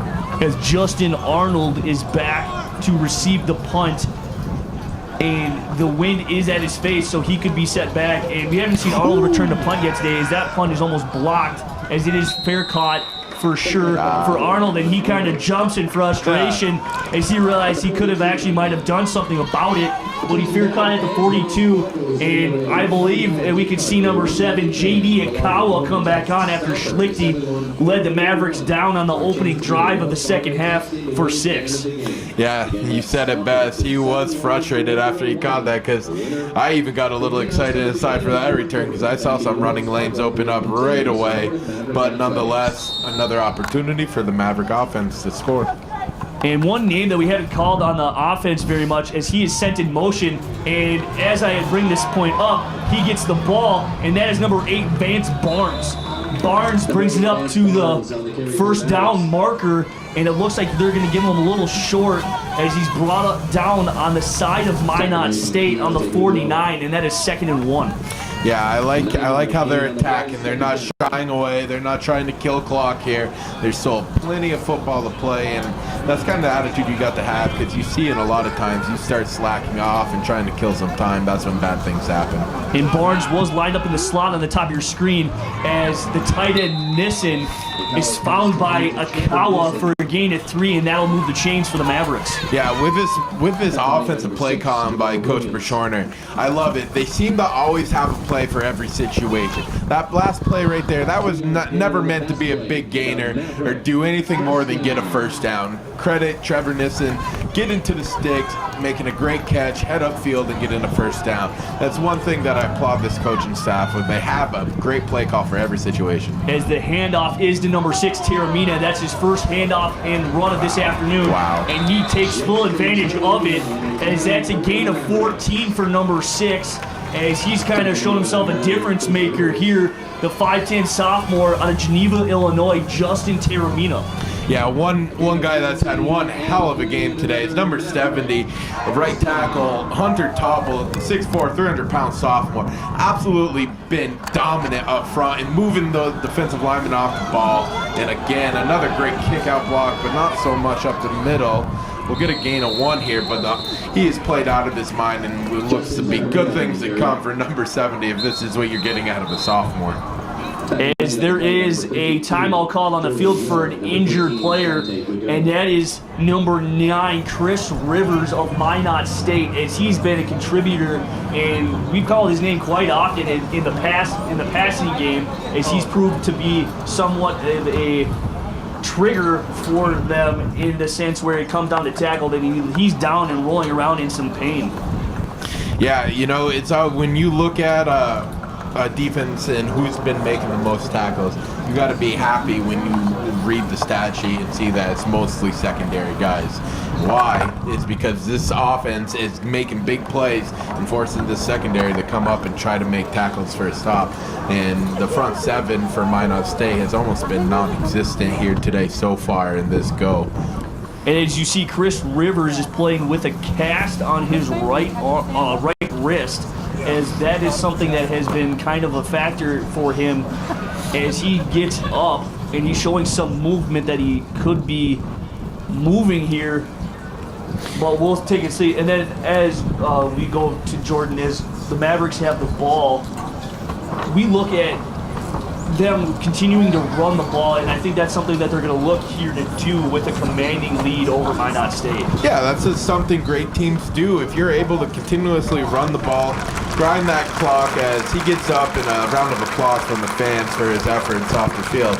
If you're able to control a game in that capacity, it makes it really easy. You don't got to worry about it. You're able to let the quarterback just turn around, hand it off, get first downs, grind the clock out. And that's just what you get when you got an offensive line that can control everything up front and just great double team blocks up to the second level, creating open run lanes for a very powerful runner in Nate Gunn, and then also elusive number 6, Justin Taramina. It makes things really easy in the offense for you. As number 22, wow.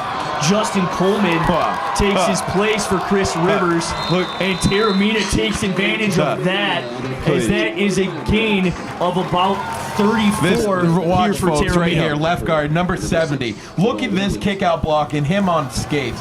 Put that defender on, that linebacker on skates. Just a great job. I'm getting way too excited about offensive line play, but right there, that's a textbook skip pull, kick out, and Taramina finds a Mack truck lane to run through. The only reason you're excited is because you are a lineman by trade, and you just love it as Taramina falls forward for a gain of 4. Nothing sexier than a fine offensive line play by the front 5. It gets me all feeling warm and good inside. See, if I was a lineman, and I would still to my quarterbacks and the running backs, I'd say, hey, where's my steak dinner every now and again, because you guys are the #1 team in the nation because of us, and I eat well, so here, take me out to dinner and let's go find some place. As the Mavericks are inside the 5-yard line for a second down, and a wide, wild snap, and that's Akawa for the end zone as he trips up and lands on his back, and he is pumped up, and that is 6 for the Mavericks. I don't know if that's quite intended, but quite honestly, the great job first and foremost by the Maverick offense going up the field and getting 6. But Taramina, after that play, he turned right to the sideline looking at the coach like, wait a minute, I think that was actually a direct snap meant for Taramina, but Akawa said, I'm going to take the 6 today. You've already had enough action. I want to get on the board too. I think that's what happened, but nonetheless, 6 points for the Mavericks, and Bedarski on for the point. And the Benarski looks to put it through, and that is a no good. Wide left. And that is wide left, as instead of increasing the lead to 40, and increases it only to 39, which is still quite a bit of lead here.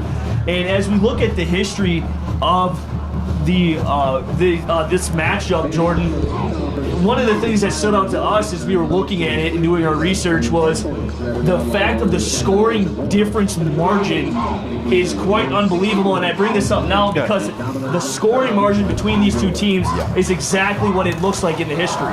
Yeah, 3-0 Minnesota State is against Minot State. In the brief history, their first game, or their last meeting rather, was back in September 1st, 2016, where Minnesota won by a score of 35-7. And then the previous 2 matchups between this team, Minnesota outscored Minot 44-10 back in 2012, and then in 2014 of a differential of 58-0. So this shellacking here that is being put on today has been common ground over the past 6 years. And when you break that simple math down, Minnesota right on point with their yearly average points per game of 44.5, and then a measly 5.5 point average per game for Minot State. So this is their best offensive output here for Minot State has ever had against this Minnesota State team. And if you go by those numbers, you could say Minnesota State's slacking on the defense a little bit, but that's just not the case because their offense is just doing something unbelievable as it's a squib kick and hit, but it's loose, but they jump on the ball as that will set up shop for Minot State as the squib kick was executed, and I quite like the idea of doing that because it keeps it out of the air and out of the wind. Well, not only that, I think I think Coach Hoffner is sick of them just fair catching the ball wherever it may be and getting that 25-yard field position.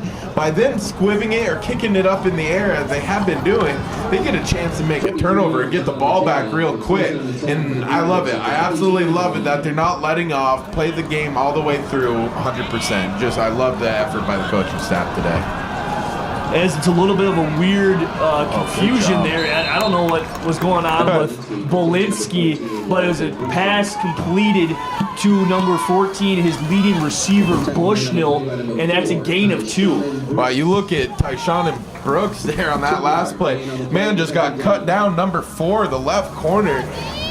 Good effort for a block, got him right in the thigh, flipped him up and able to get up and make another great tackle. These corners have tackled exceptionally well today, especially getting off the blocks and then making a tackle. Great job. Coach Glow's got to be happy with that effort. As Jack Curtis is in the game and we see Keyshawn Brooks out, and there's some pressure as Bolinski, and it's picked.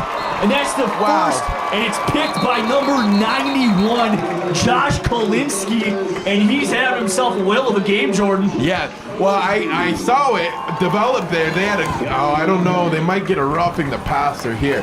But he did a great job. Knew he wasn't going to get to the quarterback. And saw number 14. Roughing the passer, defense, number 98, 15-yard penalty, automatic first down. And that is on the sophomore, Chance Bowen. Unfortunate call there, but regardless, great job by number 91. Realizing number 14 was going to come back across, drops out of the pass rush and gets in the lane. All for nothing, but it looked like he was entering his number 98 Linval Joseph impression there from last week, as that looked awfully similar to the play by Big Goon of the Minnesota Vikings. And as we take a look here, it is quite remarkable that both teams have yet to turn over the ball here, and it's midway through the third quarter, and that roughing the passer call gives the ball back to Minot State, and that negates our first turnover this afternoon as Bolinski looks to set up something and put something in line as the handoff to Torgerson to the right side. Oh, great Jumps job. out to the boundary, and that's great pressure by number 4, Tayshawn and Brooks. Yeah, although I've mentioned a few hiccups, if you will, in the secondary, this secondary has came out poised and ready to have a great tackling day, and they've done so all day long. Safeties and corners are like flying downhill and making tackles for losses. And Lee Webb is given the ball, and he gets 2 back, as that's a 3rd down and 9 here for Minot State. Yeah, just great tackling. That's one thing today that's really stood out to me. It's real basic. We all think run up, make a tackle. It's, not the easiest thing when you're playing at a Division II, Division I, or pro football level. These guys are athletes, and they make big plays, and be able to come down and corral them, box them in, and wrap up and make a nice clean tackle is very challenging. But Minnesota State's done an excellent job all day of it.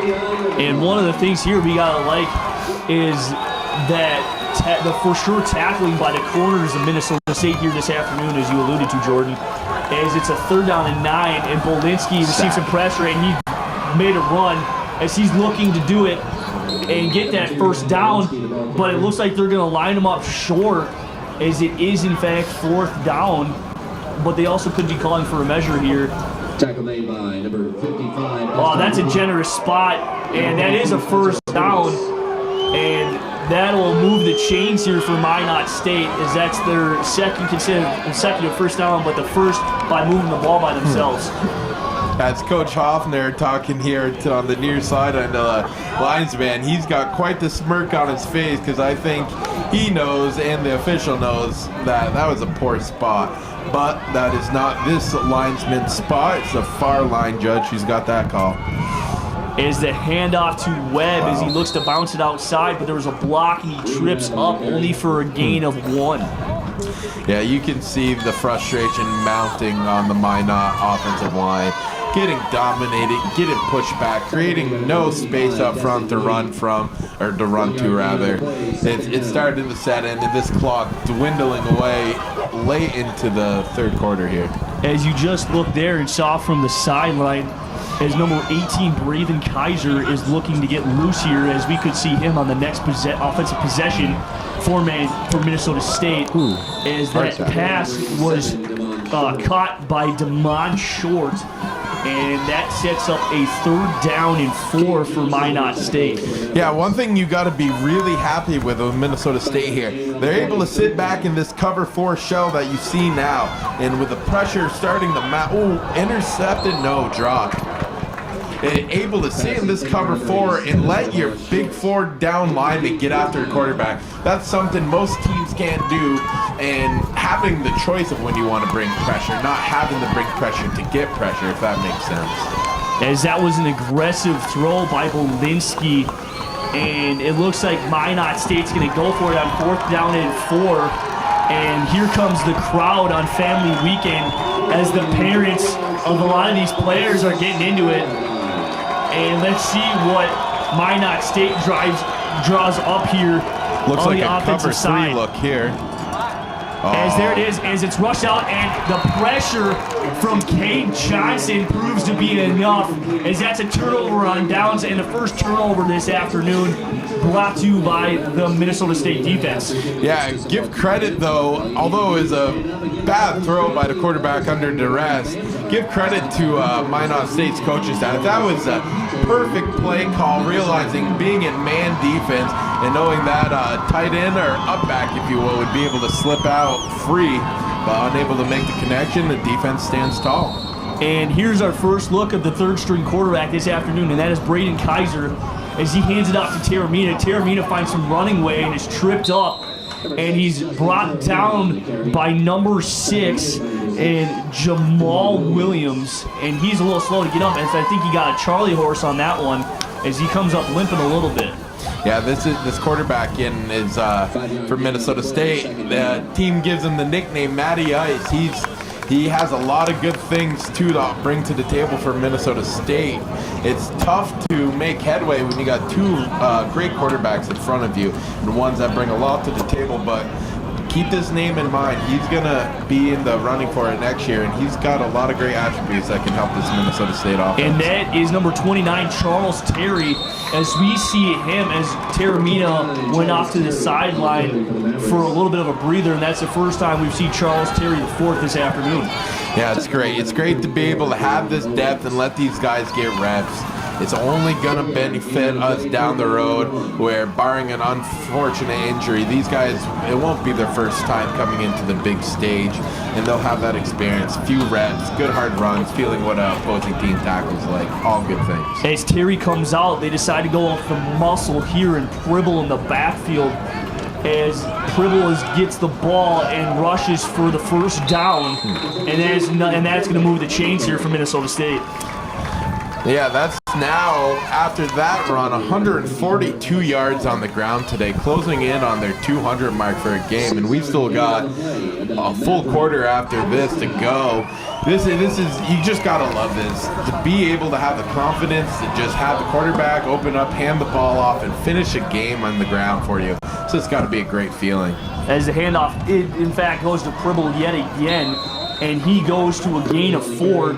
And one of the things that I'm going to allude to, get away from football real quick, is other Minnesota State teams in action, as Minnesota State University Mankato women's volleyball team took on Bemidji State up in Bemidji and swept them in 3 sets, as that's a victory. And then also later tonight, if you are in town, men's hockey plays Boston University, as they beat Boston University last night 4-3, and that game is at 7 o'clock.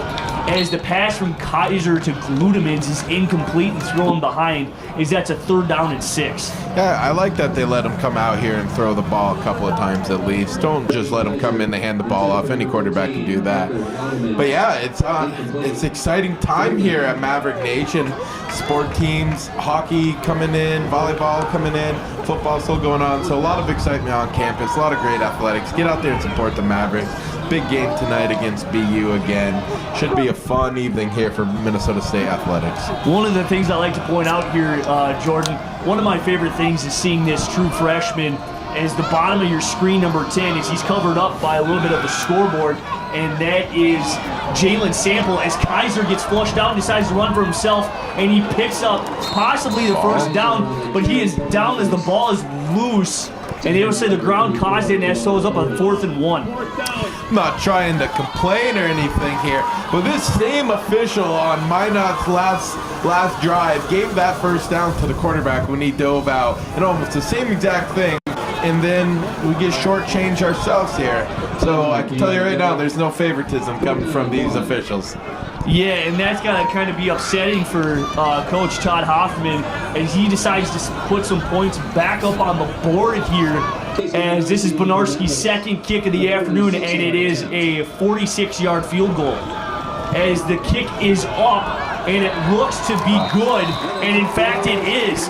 Benarski puts 3 more points on the board for the Mavericks, as the Mavericks go up 42.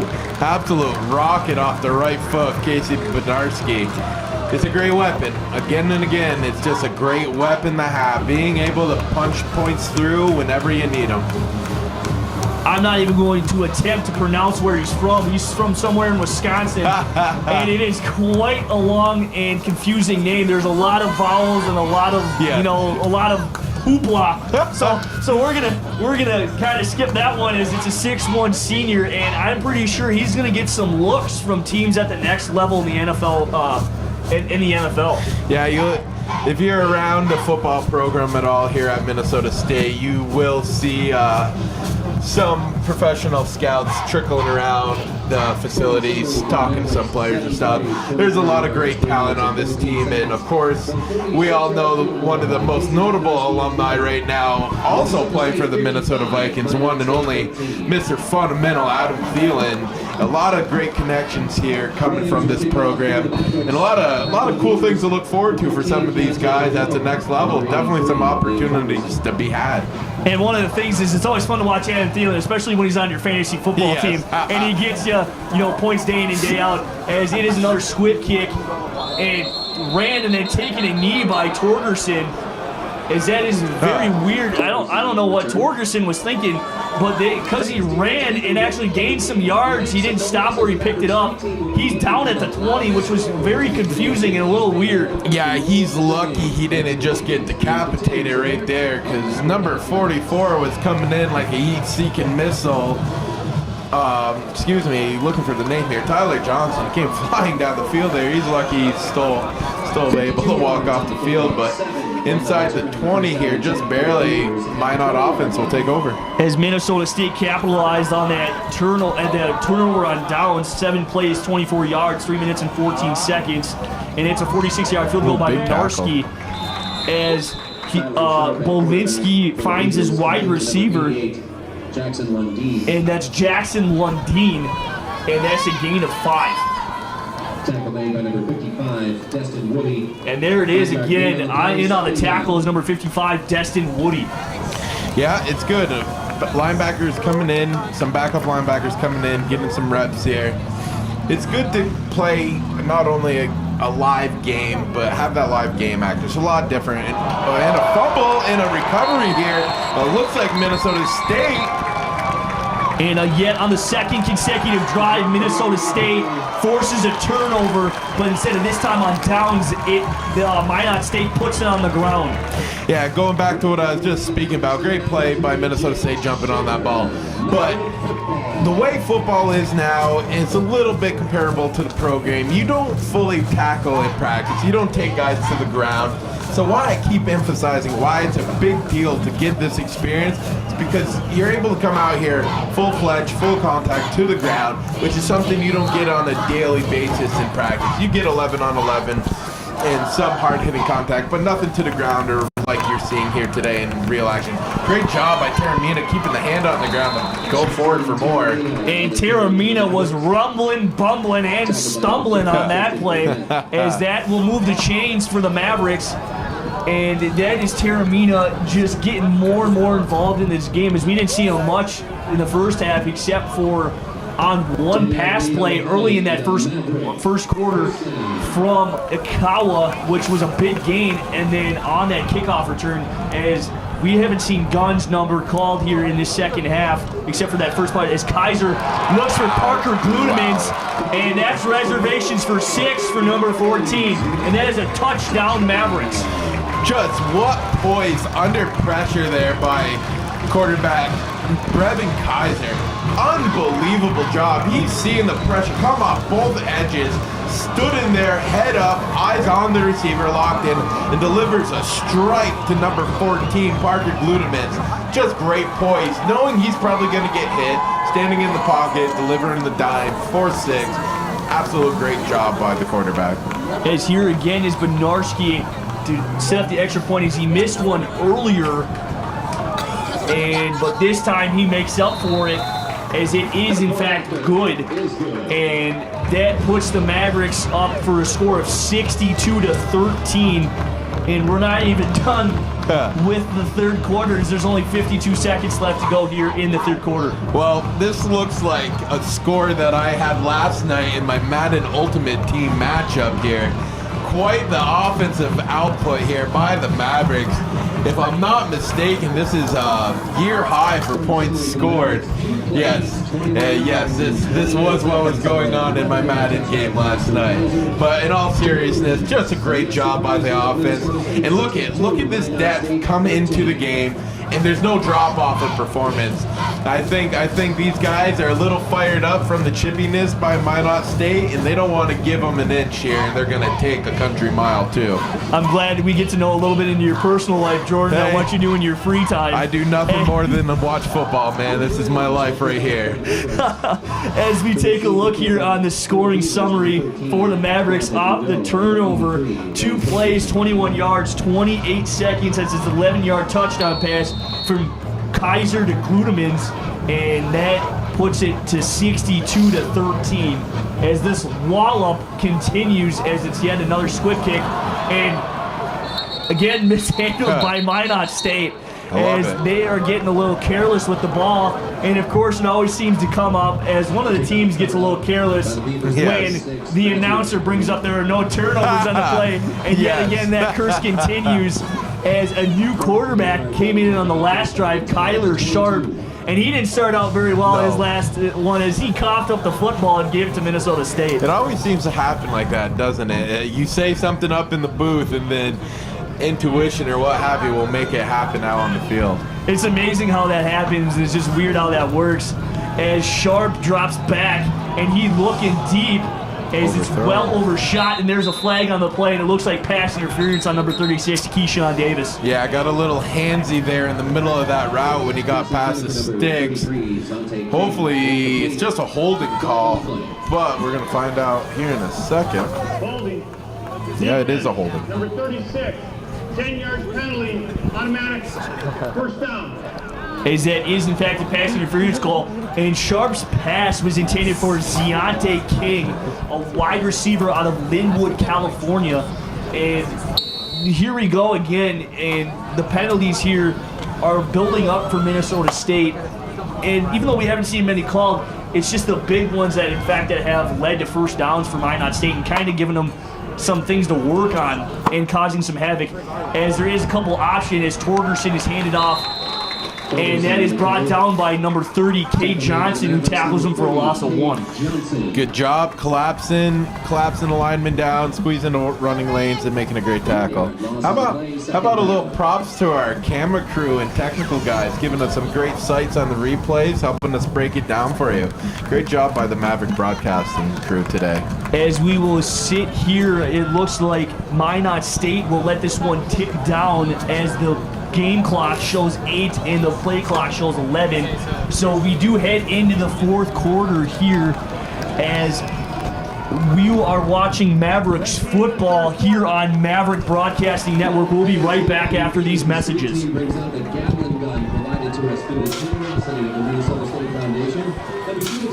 Here it is on third down as Sharp is sacked by Badale Nava, and the initial pressure by number 93, Jake Shaper.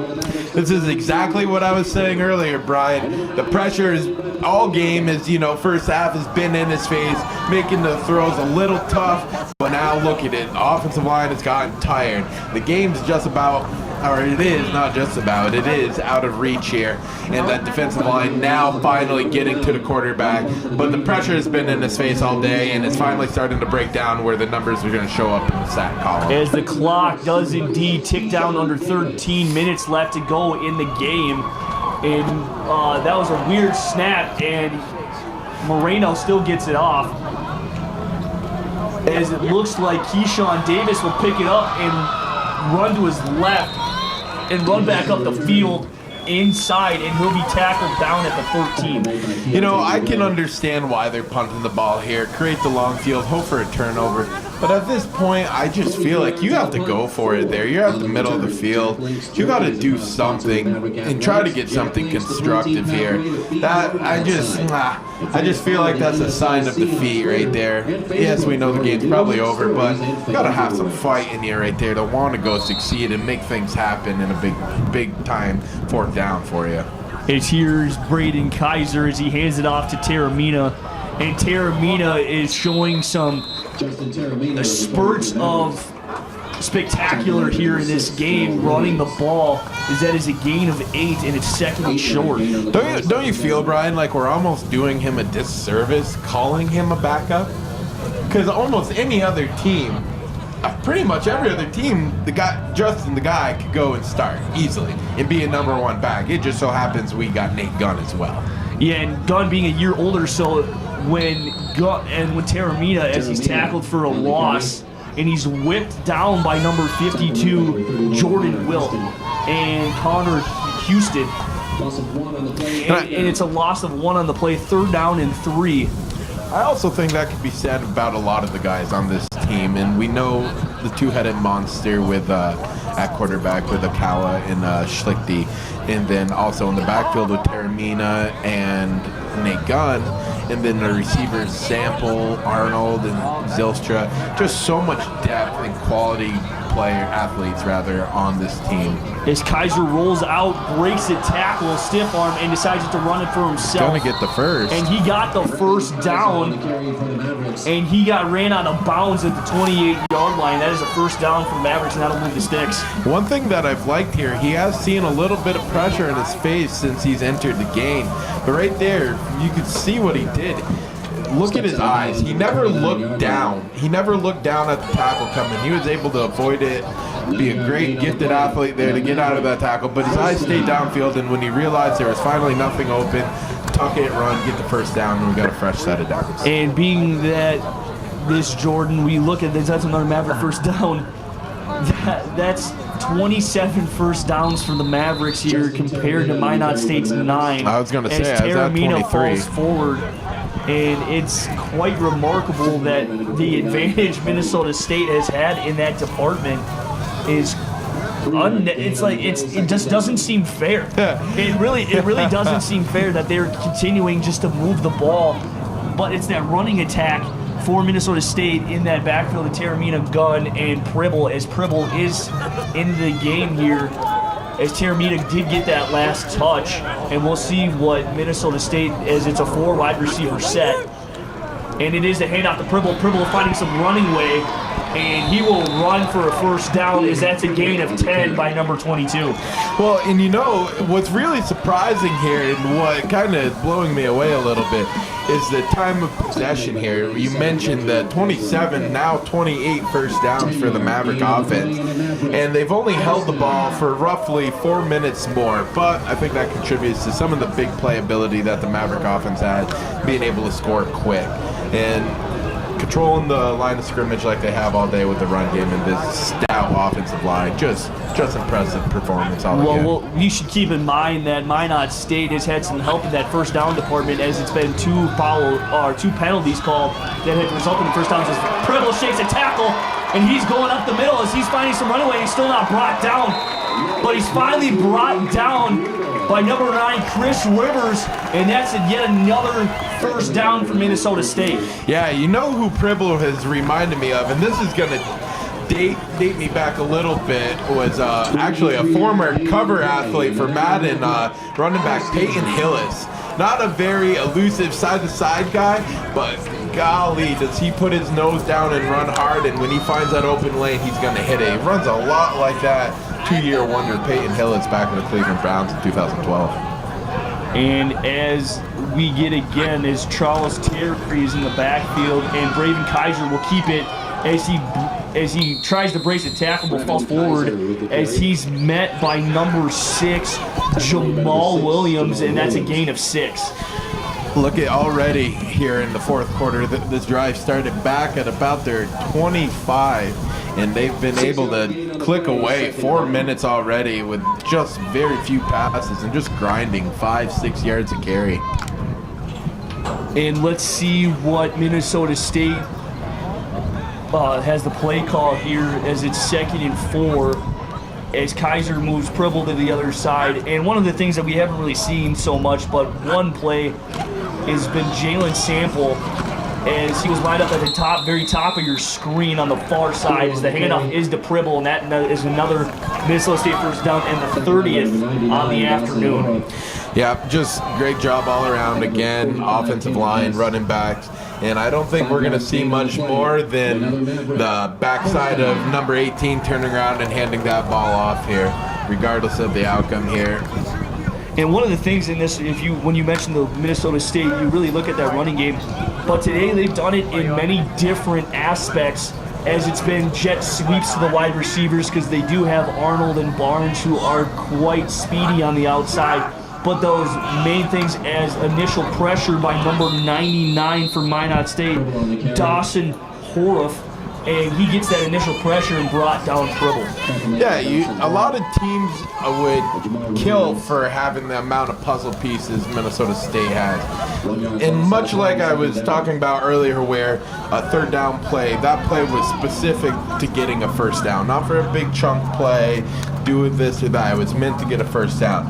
And that's what they have in terms of personnel too. They have the depth, and not only the depth, but the ability of these guys to put them in the right place at the exact time. Some of these guys could be considered specialists, if you will, at making something happen on the field. As Pribble gets his number 22 called yet again, and he gains the yards back that he did, and +1. And one of the things here, Jordan, the atmosphere at Blakesley Stadium has been well accompanied by the fans from Mankato and all around supporting this Maverick football team. And one of the things that I'd like to give a shout out to is the athletic department for setting us up here with this broadcasting, as this is new this year, and the IT solutions department and the technical staff has been tremendous with us in getting all this set up for our third game here at Blakesley. And I'd like to thank everybody in that department alongside you, Jordan. You guys have made this super easy as Kaiser looks for it, and that's broken up in a great play by number 6, Jamal Williams, as we called his name quite often here in this second half. Yeah, it's, again, going back to that was a good defensive play there coming from that free safety on his half of the field to make a play. But, yeah, I mean, I've done college basketball games back home and have not quite had the setup that we have up here in this press box here at Minnesota State. They have been very helpful in getting us all the stats we need, scoring drives, technology, getting replays on cue. Great job and much appreciated from the technical staff here at today's broadcast. As there is a timeout on the officials' timeout on the field, as the clock says 6:07 left here, and we will see number 26 Luke Williams, his first kick of the afternoon, as Benarski had hit all the extra points except for 1 and 2 field goals this afternoon, as we see Luke Williams here go for a 40-yarder. Do you think Casey's chomping out the bits that this is 3 points he doesn't get here? And I don't mean that in any kind of derogatory way, but as a competitor, you got to think your one and only job to kick the football. You're going to want to be the one that kicked the football. Well, Luke Williams is a freshman from Altoona, Iowa. I mean, he's got 3 years at least, because Benarski is a senior, so he will be moving on after this year. So we know Luke Williams will take over the duties next season. I'm pretty positive, unless something tells me otherwise, and I don't mean that in a bashing sense, but we'll see here as we are still waiting on I don't know if a timeout was called. Actually, number 6 there for Minot State, who made that play, was a little shooken up in the right side of the end zone after that. Oh, yeah, my apologies. That was Jamal Williams who was down. And here is the official as they will get the play clock started here. As it looks like Luke Williams is set to put 3 more points here for the Mavericks and increase this lead. As it is looks pushed right, and that is a missed field goal from Luke Williams as it had enough leg, but it was wide, and here we go with the Minot State offense. Yeah, good effort there. Pushed right, like you said. Snap was a little high, may have thrown the timing off, but good first strike. Able to get the distance and have a little bit confidence moving forward. And as the crowd of everybody here on the side of Minnesota State is just, kind of mute, and they're just kind of being respectful here as this deficit is still at quite a margin and quite out of reach. And here is Sharp as we see the sun for the first time this afternoon as the handoff is to Webb, and he finds some running lane on that right side, and he is brought down by number 32, Spencer Hermes. Yeah, impressive. Although we walked away with no points from that previous drive. Impressive to get over 6 minutes off the clock by just turning around, handing the ball off. That's a great job there, being able to wind this game down and do it without putting the ball in danger. And I think they did that by having 3 or 4 third down conversions, and that was a huge part of extending the clock. As Webb gets the handoff yet again, and he is crunched down by Brady Tuckner, the linebacker, 6'3", 210, sophomore out of Rochester, Minnesota. And Sharp gets the signal and heads back to the huddle, and it seems like Minot State's in no hurry to get some plays off and get some reps in for the second string. Yeah, I think everyone here, including both teams, have come to the inevitable conclusion. But this is, again, more good opportunity to make some plays here on the defense and get that well-needed experience. And Sharp drops back to pass, and he flushes out to the left, and he's got some running lane, but he still finds his receiver, and that is a first down inside of Minnesota State territory, as that was number 82, Caden Sharp, the wide receiver, 6'3", 175 junior, out of West Wendover, Nevada. Yeah, as a coach for a team that's in quite the hole right now, that you got to be happy to see that. This is kind of a small shining light. Your team's still fighting to get a first down, trying to score here, and they haven't backed off. So that's one thing you got to be pleased with. The fight's still there and the want to's still there. They haven't just airmailed it home. As we finally see the second string for Minnesota State here, as Sharp rolls out to his right and finds his receiver yet again, and that is number 86, Christopher Bueno, my apologies, and tackled yet again by Brady Tuckner. Again, just a great overall performance today by the Mavericks, running the football. And they do it well every week, it seems like, but today they came out with a certain kind of passion and aggression up front. And both Taramina and Gunn ran really hard, and they were the ones initiating the contact, not receiving. And there's a big difference to that when you're the one delivering the blow other than taking it. As Webb is brought down yet again by Tuckner, as we call his play, and my apologies on that last play was number 19, Alan Ortega, but number 33, Brady Tuckner. He's got to like what he's seen from the linebacker position, as he's been in on 3 or 4 plays as he's been brought in here in this defensive stance. And it's kind of funny how we were talking about it before the game off air. The Minnesota State plays a nickel, but it's kind of a new trend in football. A lot of teams will call it like the big nickel. It's a snap, and a sack is going to be credited here. Number 98. Chance Bowen. Good job, heads up play there. But going back to what we do defensively, it's called a big nickel. So essentially, you're playing with your 5 defensive backs instead of your 4-3 linebacker tradition.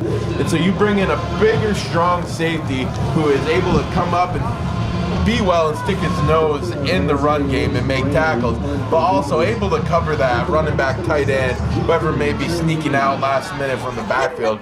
And that's something Minnesota State has done well, sitting in the cover 4 and sending the backside guy on pressure to have a 5-man rush, creating a one-on-one matchup across the board for Minot State, and it's been highly successful as they started out early in a man as a very late flag comes down. They started out in man-to-man and got burned a couple of times in it, but coming out, having 7 guys still in the box, but also having the ability of that free safety, or strong safety rather, to cover these guys. As fans on the hill began to pack up and decide to leave the stadium, as it looks like this one is well in doubt as the clock reads 2:03, and it looks like this could be the last possession of the game for either team as we await the flag here on that punt, as Moreno's punt decided to go inside the 10, but we'll see what happens. Personal foul, late hit, kicking team number 22, 15 yard penalty, Mankato's ball enforcement, first down. As that was a penalty by number 22, Justin Coleman, and that is in doubt with, what would you say that, a bonehead mistake, Jordan? Frustration. That's all it really is. Frustration is mounted. They have gotten their rear ends handed to them all day today, and you're just trying to look for something to go right, but these are the things where you got to have that composure and kind of take it and go with it. You don't want to be getting that cheap stuff like that. As Pribble's the fullback, and there's Charles Terry. He's got to burst his speed and goes up to the 30, and that sets up a 2nd and 4 for Minnesota State. Yeah, crawling under 2 minutes now. I think another first down. We're going to put this one right out of reach. And overall, impressive from top to bottom. Impressive game by the Minnesota State Mavericks. And this time it wasn't one beating a dead horse on the running game. It had a lot to do with nearly 300 passing yards on the side of Minnesota State, which is typically what happens. And Braven Kaiser is under center, hands off to Charles Terry. Charles Terry falls, and that is a gain of 3 as it's 3rd and 1. Yeah, they just now are well over 600 yards of total offense, which is quite frankly unheard of. I mean, you see that in some NFL games, but over 600 yards of total offense. Not much defense being played well by Minot State. And Minot State came in last in the NSIC in defense for yards allowed, as they had 6 yards away from over 3,000 to start the game. And we are at 596 as Kaiser just takes a knee. And as the student section decides to do a less than acceptable chant, as that will be the game here, as the game clock and the play clock are separated by 2 seconds. And it looks like that will result in a win for Minnesota State, defeating Minot State 62-13. And we will be right back with the post-game wrap-up right after this. Minot State 13. Thank you for coming out and supporting Maverick football today, and make sure you're back here at Blakesley Stadium as your MSU football team will be back in action Saturday, November 3rd at noon.